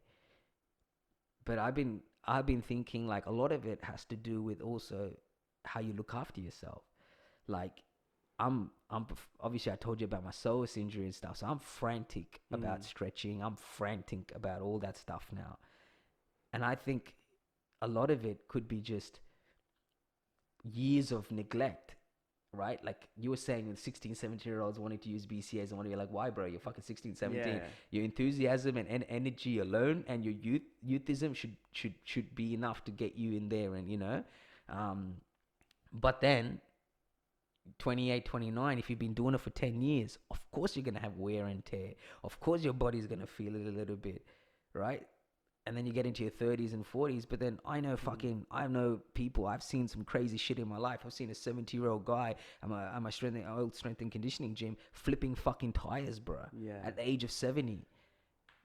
The guy wasn't gifted, bro. You know what I mean? He wasn't gifted to flip tires, like big ass tires. You know what I mean? That people struggle in their youth. But there's studies where they've done, guys that have been doing like, kind of strength work, conditioning work, looking after themselves at the age of 70, and their heart rate and etc. Is equivalent to of someone at a prime 25-year-old, right? So people get negligent in looking after themselves as they get older, like don't stretch it, and everything, right? So the lower back problem, I got a lower back problem. Yeah, you got a lower back problem, but you can fucking fix it, man. You can fix it. But you don't want to get on the ass for 15 minutes and fucking stretch every day. You just want to get up out of bed like you did when you're 15, 16, think everything's gone, 18 when it's gone, but it's not going to happen. No. So really, what is old? You know what I mean? What is old? Yeah, your immune system, but even then, you can look after your immune system. If it means you got to drink less, if it means you got to quit smoking, fucking do it, bruh. Your solutions are there. That's why I always tell, like, someone came up to me tomorrow and said, bro, you can never drink again. Bro, I wouldn't be heartbroken. Yeah, I'll be a bit heartbroken because I do enjoy drink, but I don't, even now, I don't drink that much. Like, I don't, like I did in my early 20s, like probably a lot of people do. Yeah. But I wouldn't be disheartened because my main thing is this and this. That's the two main things. Is this healthy and is this healthy? And whatever gets this to its prime and whatever gets this to its prime is what I'm focused on. Yeah. So if someone comes and says, dude, you can never have fucking go curry, again, yeah, fuck yeah, don't get me twisted. Anytime that tells you, they won't be upset talking shit. Yeah, they'll be upset. But if that means for betterment of my health, that comes first. You know what I mean? And but the thing is, right, if you can find a balance, yeah. then But that's really what it is. Then you can sustain it for as long as you want. And that's really what it is, bro. Yeah. Every time, like, especially now, right now, with the whole vegan, the whatever, it's like you go really hard one way or really hard the other way. But even now, it's like I say, bro, just balance is everything. Exactly. Know what you ate the last few days. Next few days, eat something different. If you've been eating a lot of red meat, start having a lot more salmon or whatever. Like, break it up a little bit. You know what I mean? Because at the end of the day, balance will produce longevity. Right? If you go hard left or right, like anything, eventually you're gonna hate it so much that you go hard unhealthy. You know what I mean? 100%. And it's you don't get there without doing it yourself and realizing, right? Like, fuck, all right, man, I've been going hard healthy. Now you just don't want to see anything. You know what I mean? Anything healthy. You're like, fuck, I'm like starving for some really good food. You know what I mean? Like when people ask me, like, how do you stay so lean and how do you eat? And I tell them, what do you eat at home? I'm like, I eat rice and curry. And they're like, what? No, that's like unhealthy. And I'm like, not really, bro. Like our food has good spices in there and it's good for our metabolism. And I eat rice and curry for lunch and I eat rice and curry for dinner. Yeah. All right. I'll have it 3-4 times a day. Yeah. Right. Yeah. How am I staying this lean? That's the question, right? The thing is, because I'm not sitting on my ass all day doing jack all. Yeah. I'm out there training. So I'm playing sports. You're essentially burning all that food. I'm burning it all. So I'm having that balance of expenditure. And I'm not just piling on rice. Yeah. I'm still like having the healthy meals. Mum cooks pretty healthy, but it's tasty. Yeah. You can still have that balance. Yeah. as long as you train. Of course, if you don't train, if you train one day Yeah, a yeah, week it's not rocket and you science. eat that, Yeah. that's not rocket You're gonna put science, a fucking bro. gut on, bro. Exactly. Yeah, So that's just that's yeah. a huge thing. So like, oh bro, I have to go on this breast chicken, no flavor, Yeah, celery diet. yeah, I'm yeah, like, yeah, I yeah. never have eaten that in my life Yeah, yeah, because it tastes like shit. yeah. Do you know what I mean? Yeah, yeah, yeah. I love it. And I've had 6 donuts in one day Yeah, before. yeah, You know yeah, what I yeah, mean? yeah, Before yeah. my competition, my physique competition, I have like dozens of donuts Yeah, yeah, yeah. to put on weight. Yeah, yeah. For God's Actually, I'll sake. introduce you to. I'll put you on to one of my cousins. Yeah. His name's Andrew. He's my first cousin Yeah. actually. And he's heavy in the game with weightlifting. He's got his Mm. own gym, Raw Barbell Club. Oh, yeah, right. Yeah. And he's full like What's the last name? Rajivan. And he's out in South Windsor, that Yeah. area. But he got into it like some time ago. But he's gone to like comps in Melbourne and New South Wales. Like he went like Olympic style weightlifting and stuff. And he's fucking jacked. Yeah, yeah. And man, like now he did a blood test. He was telling me, funny bastard, and he found out he's like allergic to gluten and all that shit. So this motherfucker has like a piece of steak or salmon for breakfast, bro. But he goes, he fucking feels amazing. Yeah. But he used to like fucking whack donuts and shit and train, and you wouldn't see a gut, but he fucking trains hard. And I'll put you onto his because you'll be fascinated by what he does because you're very close in that sense of like I know you Yeah. did body physique, but you're into your training. He's really into his weightlifting, like Yeah. really into a high level competition. And you know what's even more crazy? My aunt, his mum, Yeah. got into it as Oh, well, wow. and she's gone into competitions and shit for weightlifting. Yeah, which is fucking crazy, That's right? amazing. But she loves it, and she always tells my wife, she's like, don't let any fucking fucking people from the community tell you don't do Any it because different. look at all their fucking body, But it's like she always says to my wife, I wish I did it earlier. You know what I mean? Mm-mm. But my aunt's just out there fucking. She deadlifts more than me and shit. You know what I mean? But it's just crazy to see. Like, but yeah. Like even you talk about nutrition and spices. You just mentioned. I was saying the new fucking thing that's going on now, which I laugh at, Yeah. is turmeric, bro. Yeah. Right? Like all these people, yeah, Turmeric all caps, these, yeah. turmeric caps, That's- and oh then my all these people come in there, they're like, man, I got turmeric, bro. It helps you to sleep. I'm like, bro, I'm fucking 80% turmeric. You know what I mean? I'm 80% turmeric, bro. You know what I mean? All of a sudden, fucking Western medicine has Yeah. come and fucking found out Yeah. that turmeric is good, and now it's a supplement stores and shit, and it's like hectic supplement. You know Yeah. what I mean? It's like, But dude, turmeric is the most highest selling supplement right now as we Really? speak. It's one Wow. of the top 3. Yeah, wow. bro. It's crazy. That's But we've been crazy. eating it all our lives. Yeah, that's what I mean, bro. All our lives. Like literally, it's in our fucking system and Yeah. body, bro. Like we've been having turmeric in our body for how long, And it's just so funny. And now it's like fucking recognized, and it's like all of a sudden it's a superfood. You know what Yeah, I it's like mean? eggs, yeah, But like our food is so healthy. Like I'm sure like other ethnic culture has very similar style. Like you know what I mean? Especially- Again, I guess like sorry to stop you Yeah. there, but continue what you were gonna say. But similar to what you're saying with how you did your ratios, it's a very similar thing, right? It's how you make it. You can make it very unhealthy if you want, or you can Yeah. make it decently healthy if you want as well, right? Yeah, exactly right. So so back to what I was saying. Our food is very healthy. So when people ask me and I tell them I'm eating just home rice and curry, I love mum's food. I love mum's food. It's made with love. Do you know what I mean? It Yeah, always yeah. tastes amazing. And they're like, bro, I can't do it, bro. When I eat it, I just put on a gut. And I'm like, yeah, maybe you should train a few days a week. Maybe, you know what I mean? Maybe that might change. Or maybe you should cut down the rice. Maybe change the ratio on your plate a little bit. Just trying different things like that.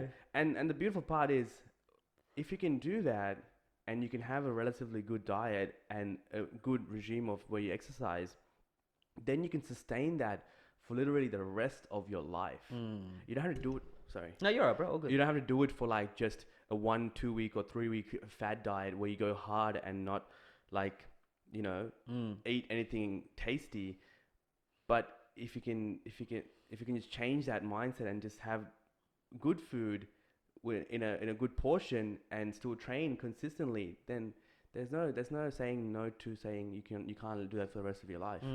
That's how I see it. So I know for a fact that for the rest of my life I'm gonna eat rice and curry. I love it. I love the taste. But it doesn't mean that when I don't go out I don't eat I love Western food too. I love pasta. I love pizza. You know what I mean? But it's the whole stigma of rice and curry and putting on weight and Yeah. being unhealthy, when really we probably use we use some of the most important spices that are genetically good for you, right? Yeah. It's just like I said, it's a ratio, and then it's also your lifestyle, right?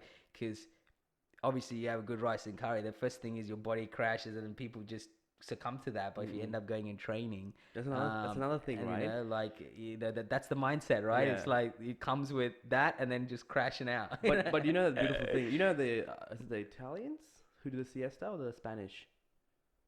Might be The the siesta, Spanish. Spanish, right? I The think so. siesta, right? Don't take my word for it, Yeah, but go on. but the Yeah, siesta. We're talking about yeah, siesta here. So this is a known fact. So when I go to work and I have my lunch at 12, right? And I eat till about 12:10, 12:15. Then I go to my car. And under the trees is nice and cool. I nap for about half an hour wow. every single day. I wake up, I go back to work, and I feel like I'm a new person. And everyone in the facility knows that. The managers know it. My friends know it. They know from 12:15 to 12:45 I'm out, right? Every single day. And you could just switch off like that? Yeah, and, Yeah. and I just and I use this app called Calm. Yeah, yeah, Yeah, yeah, I know yeah. Calm. Yeah, Yeah, I yeah, just yeah. put it on, even if you Yeah. don't switch off, and even if you just rest your eyes and sit there How in does silence. Calm work? Because it's a paid app, right? Yeah, yeah, it is Yeah. a paid app. It's a paid Yeah, app. yeah. So pretty much it has all these different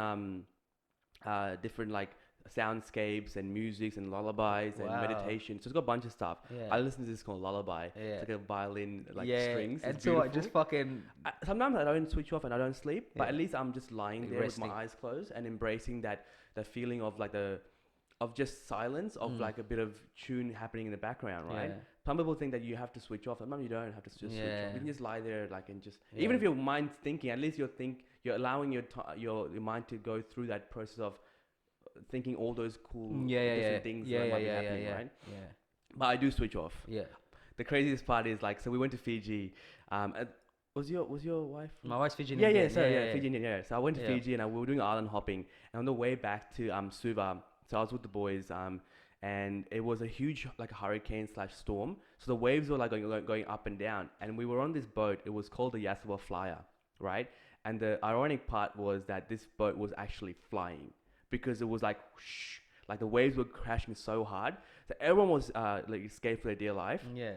One of my friends, Danu, he was literally off the edge of the boat vomiting, right? Another mate of ours went to the bathroom and was like doing like other stuff, like, you know what I mean? Yeah. Nauseous and stuff, Nauseous, right? yeah, because some people. Yeah. And then there was me literally sitting right in front of where the covers embracing it. it. No, I was knocked Oh. out. Oh, really? I was asleep the whole ride. I woke up and I'm thinking, oh, we're back here now. Yeah. So I can the story is I can switch off wherever, Yeah, whenever. yeah. That's hilarious, It's man. a problem. That's sometimes. a fucking skill, bro. The reason is I got a cousin that does that. Yeah. It's actually my cousin who owns Full Guard, Harry. Oh right. Full Guard, yeah, same thing, man. So he created this body wash, Yeah. and he got off the back of being in the jiu-jitsu game for so long, and because they get ringworm and get staph infections and stuff like that, Yeah. he got inspired to create Full Guard. Which is basically body wash, which I'll pass you one, try it out and check it out. Yeah. So he created this, and it's essentially for guys, for athletes and people that do training, so that it gives you so it basically helps you kind of minimize infection and stuff like that. Because you're getting into it, right? When it comes to fighting. Yeah, exactly. And obviously you're training with other people and etc. as well, right? And you're in the gym and whatnot, so it's not your typical off the shelf shit. It's like it's formulated and targeted to ensure that that when Grime and dirt out. grime, yeah, and sweat and all these things helps Cuts and- alleviate yeah. alleviate all those things.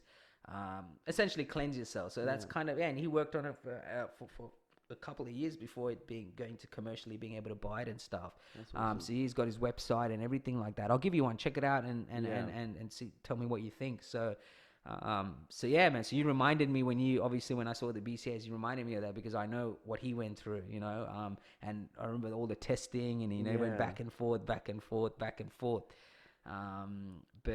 But that's the satisfaction, right? If it just happened like that, people forget that the journey is the most enjoyable part, not Yeah, the yeah, result. yeah. The result is just for show at the end of the day. I mean, it's great, obviously, when you get there, but also at the end of the day, it's just that when you get there, you realize, well, I'm not there yet, but I can only assume that in a few aspects of my life, when I did get there, I'm like, oh, and the journey was so much more far greater. yeah. For example, like when I was training bodybuilding, I enjoyed getting to the physique where I'm now. And now that I'm here, I still love how I look and how I feel. But the journey was what was so fulfilling, because it's a matter of leveling up, right? And people who play video games can really attest to this. The reason why so many video games, and the most addictive video games are so addictive, is because there's an aspect of you progressing and leveling up. Not because if you get what you get in the first day of playing, then you'll stop playing the game. That same thing with life. You're playing this game of life where every day you're trying to progress and get to a different level. When you stay stagnant and stay at one point, you start to become lethargic, tired. It's not enjoyable. It's not enjoyable. Yeah. So then you start to get disinterested, and then you put that aside and you concentrate on something else, right? So whatever it is you do, sometimes you don't have to always progress. Maintenance is also a version of progression, if you really think about it. I work in aged care, so that's like a huge thing for me, for the old people. It's really hard to progress in terms of mobility and how they function for old people, especially when they're 90s, 95s. But how I see it for them is progression is not through progression, literally getting them better. It's also maintaining what they can achieve. For example, if they can walk to the bathroom and use the bathroom, and they can do that until the end of their life, that's progression for them. They maintain their independence, you know. So I think we also got to get in that mindset of, you don't have to always keep going to the next level to get the idea of progressing. You can even maintain it and sustain it. That's also progression. That's still discipline, you know, working and putting Such a good way to look at it, man. Yeah. Yeah.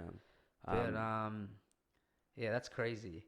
But what's kind of, I guess, is your vision to try to like keep trying to, I guess, not so much promote it, but try to bring awareness to the product that you've created, and try to you know, just keep pushing it and whatnot. And then is there other products that in the horizon that you're thinking you want to kind of tap into, and is there like breaking news and, you know, things? So progression wise, like when I first started this sports nutrition brand, it was obviously it was sport nutrition, but now that I'm thinking about it, it's more than that. It's a platform for me to showcase what I know and my knowledge and my experience.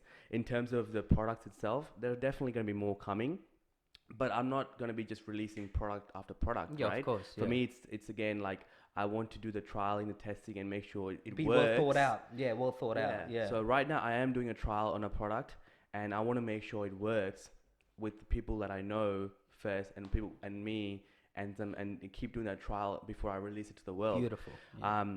But at the same time, I think in terms of promoting the product itself, I'm promoting it in a different way. I'm not trying to sell the product anymore as it is.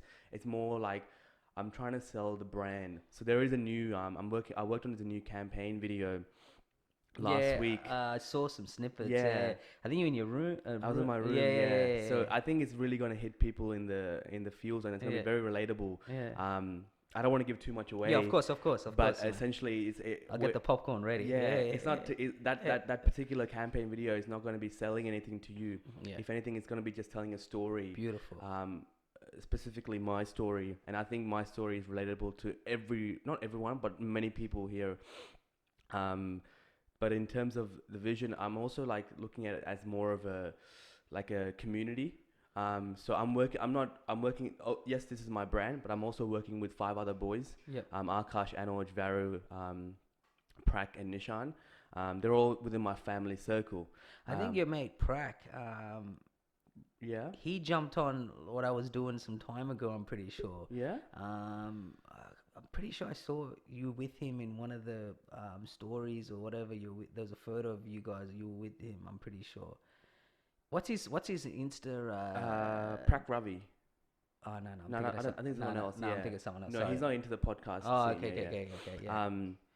But as I was saying, with these 5 boys, they're all they're either my cousins or my closest friends. Yeah. Right.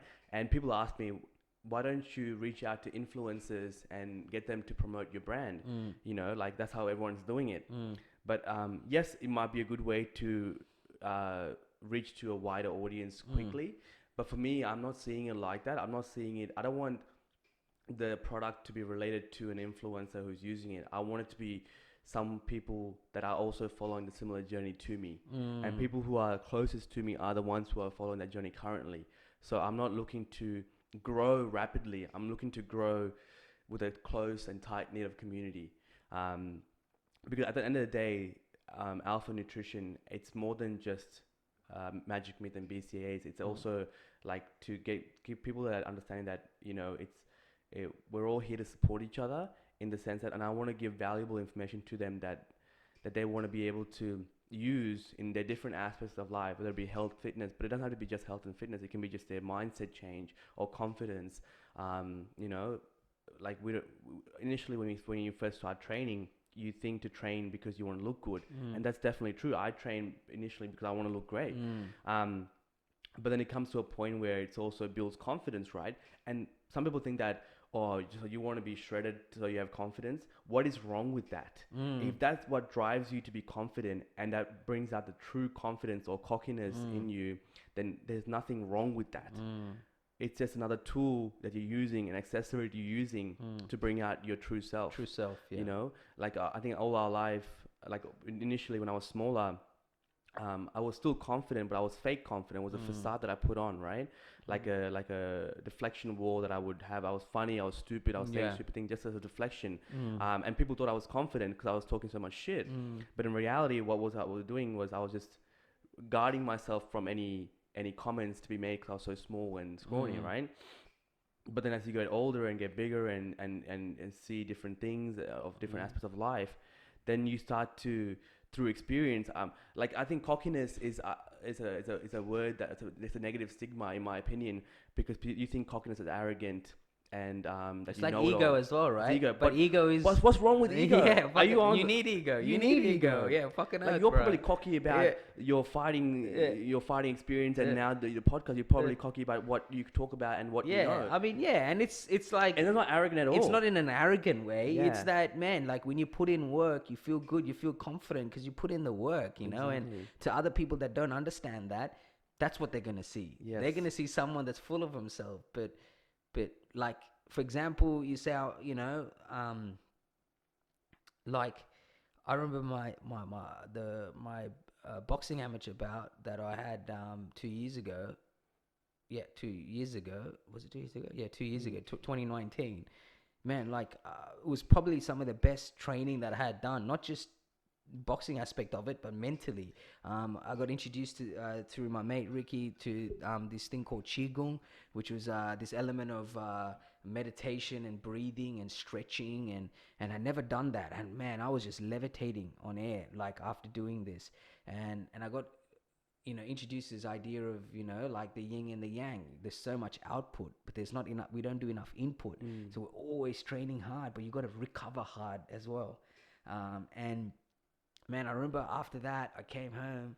It was like 3 months. I was the best I felt. And I came, and I remember just saying to my wife, like, I'm going to stop this guy. I don't know what round, but I'm going to stop it. It's not going to go 3 rounds. And I just felt so confident because I had put in the work. I felt like I had put in the work.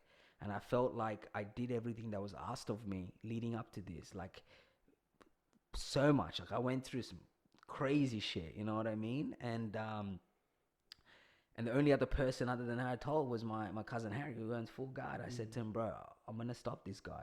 I don't know what round, but I just, I know that I feel good. Like I put in the work. And the second round I stopped him, and it's all on video and, and whatever. And I remember losing my shit. And anyone that watched that would have just thought I lost my shit because I think but no. I lost my shit because I manifested it. Yeah. And it's the first time I genuinely believed that I was going to do something, and so confident that I went in there, and from the first second to the second that it happened, that in my head, I was like, I'm going to stop this guy, and I set that challenge, but that didn't just come from, I'm going to fight. No, it came from the work I put in. Yeah. And that's what people never see, bro. People will never see the work you put in. They'll never see the bad days that you go in and you're like, I don't want to be here, man. You know what I mean? But you're there, you know what I mean? And then we're going home and, that's all she says, because you're always fucking thinking, and then you come up to training, it's like you're ready to do backflips, you know what I mean? Because it's normal to have those ups and downs, right? Like you of all people would know, when you're training, there's some days you're just not on, but you go anyway and you put in your best effort. But that ends up being the catalyst for having some of the best sessions that are gonna come ahead and reaching your goal. You know what I mean? So yeah, by all means, man, ego and all that. That's just that's a overrated way of thinking about ego. There's a more deeper sense to what you're saying. You know, Yeah. that's what I'm trying to. There's a way more deeper sense to what you're trying to say. Yeah. Because you can only fake it till you make it so long. Yeah, yeah. Once you you know what I mean. You truly believed that you were gonna end that round in 2 or 3 before 3 rounds, and that's how it manifests, right? When you truly believe it, it's back with the work you put in. So the amount of That's where Yeah. you back it up from, bro. You don't back it up from just grabbing it from the air and saying, I want to stop this guy. You know what I mean? Because the chances are he would have probably fucked me up, bro. You know what I mean? Yeah. You know what I mean? He would have fucked me up if I went with that. Yeah. But it came off the back because I truly felt like this is the best I had felt, and I put in the work. And that's anybody that manifests, like truly manifests and get it done. It's not magic, bro. It all comes from pure hard work. You know what I mean? Real hard work, you know? And also going through the bad days, you know, and that's one thing I realized is that you got to go through the bad days because they're the testing days. They're the days where you're like, hey, Mithu, how bad do you want to fucking do this? How bad do you want to fucking, you know, how bad does this mean to you? You know, how badly do you want it? And if you don't ask yourself, if you don't have moments that ask yourself questions, I feel like you're not going to go as far as you can, you know, because you need those moments where that speed bump looks so big, you're like, man, should I turn around, or you know what I mean? Like, I'm glad you brought it up because there's actually a really good way to think about it. Because there you can either compete with other people or you can compete with yourself. And it's easy to say just compete with yourself and don't compete with other people because it's easier said than done, right? But there's a really good method for this, and I'm going to share it right now with you. Maybe you've done it before, maybe you haven't. But I'm sure people can benefit from it. So what you do is you sit down. It's from this guy called Andrew Tate, right? So what you do is you sit down and you create this villain, right? This villain. So but this villain is not a bad person, right? But he's your villain. He's the one you're going to be competing with, and he's you.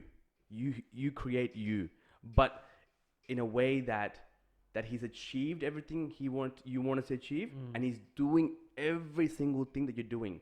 It can be as specific as having a supercar, or it can be as broad as leaving a legacy. But every day, and you create this list, you make a 50-page list or whatever it is, right? And you write it down, and you know that's your villain because that's you. And then you go about your day and you live your life and you compete with this villain.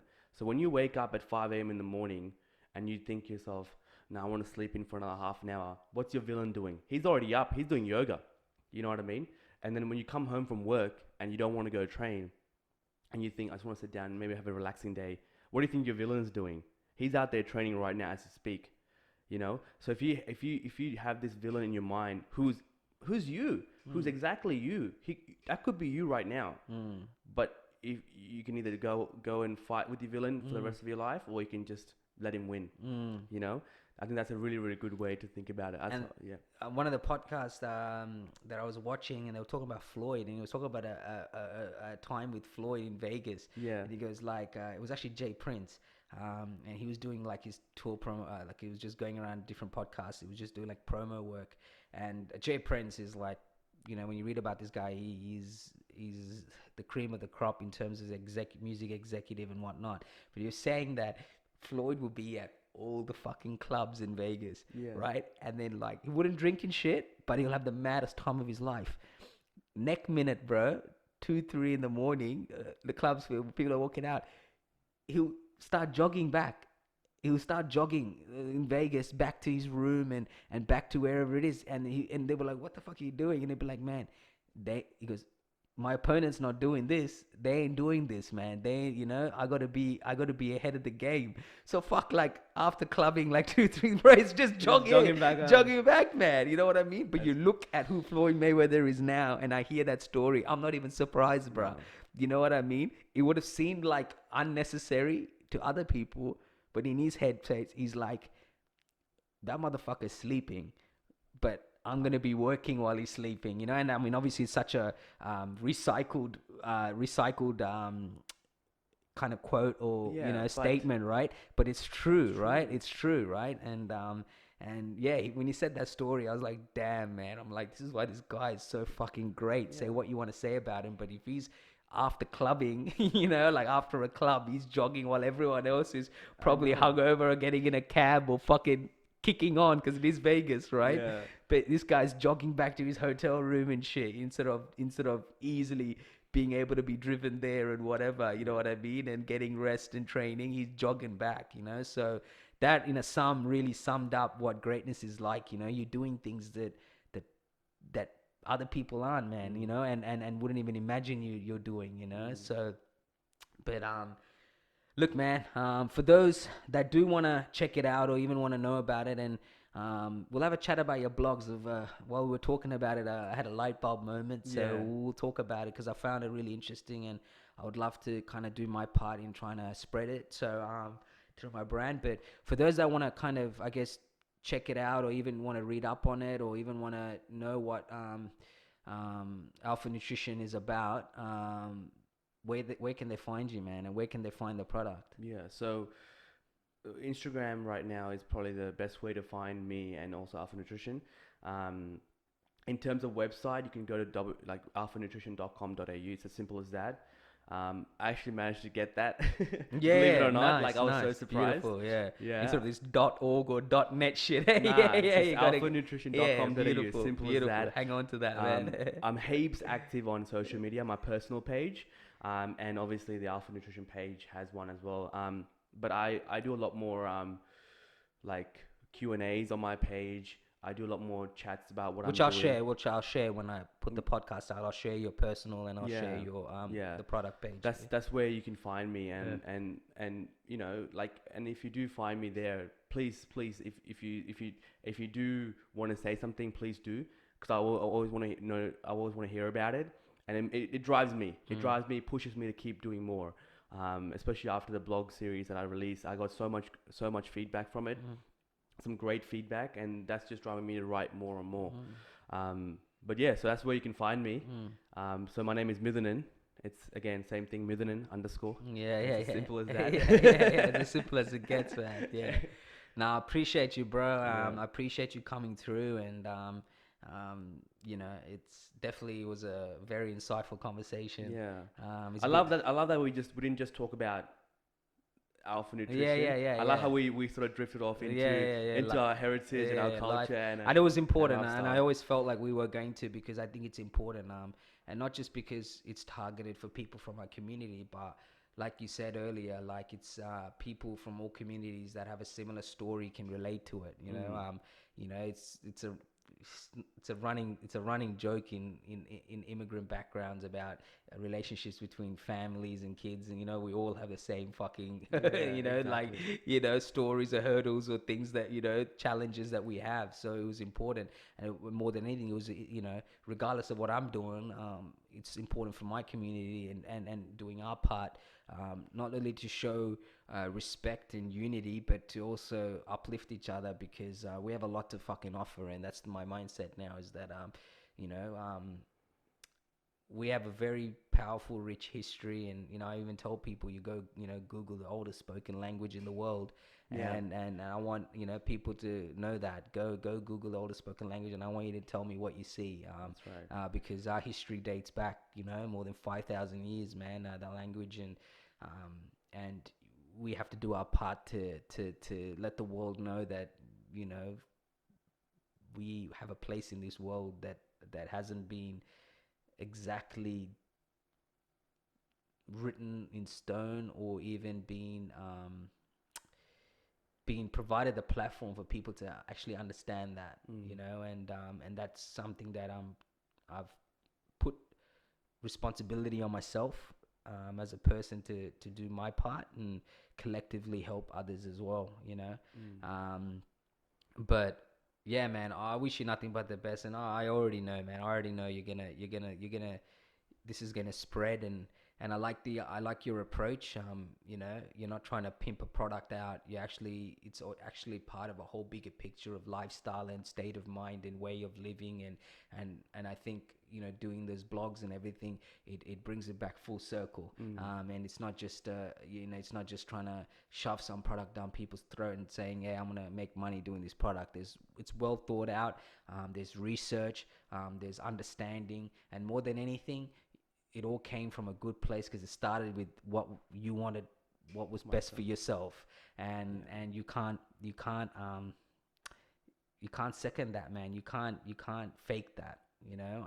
And it's important, and you know, I'm sure we'll sit down and talk in the future, man. There's you know, even if it's just about what the latest is, and you know, just general chit chat, to be honest. But yeah, man, I wish you nothing but the best, and you know, I know I'll do my part to let people know what you're about, and but more than anything, you'll do it yourself, man. So you know, I really we'll just come along for the ride, bro. Yeah, I I really appreciate you, appreciate bro. it, man. I Thanks for having appreciate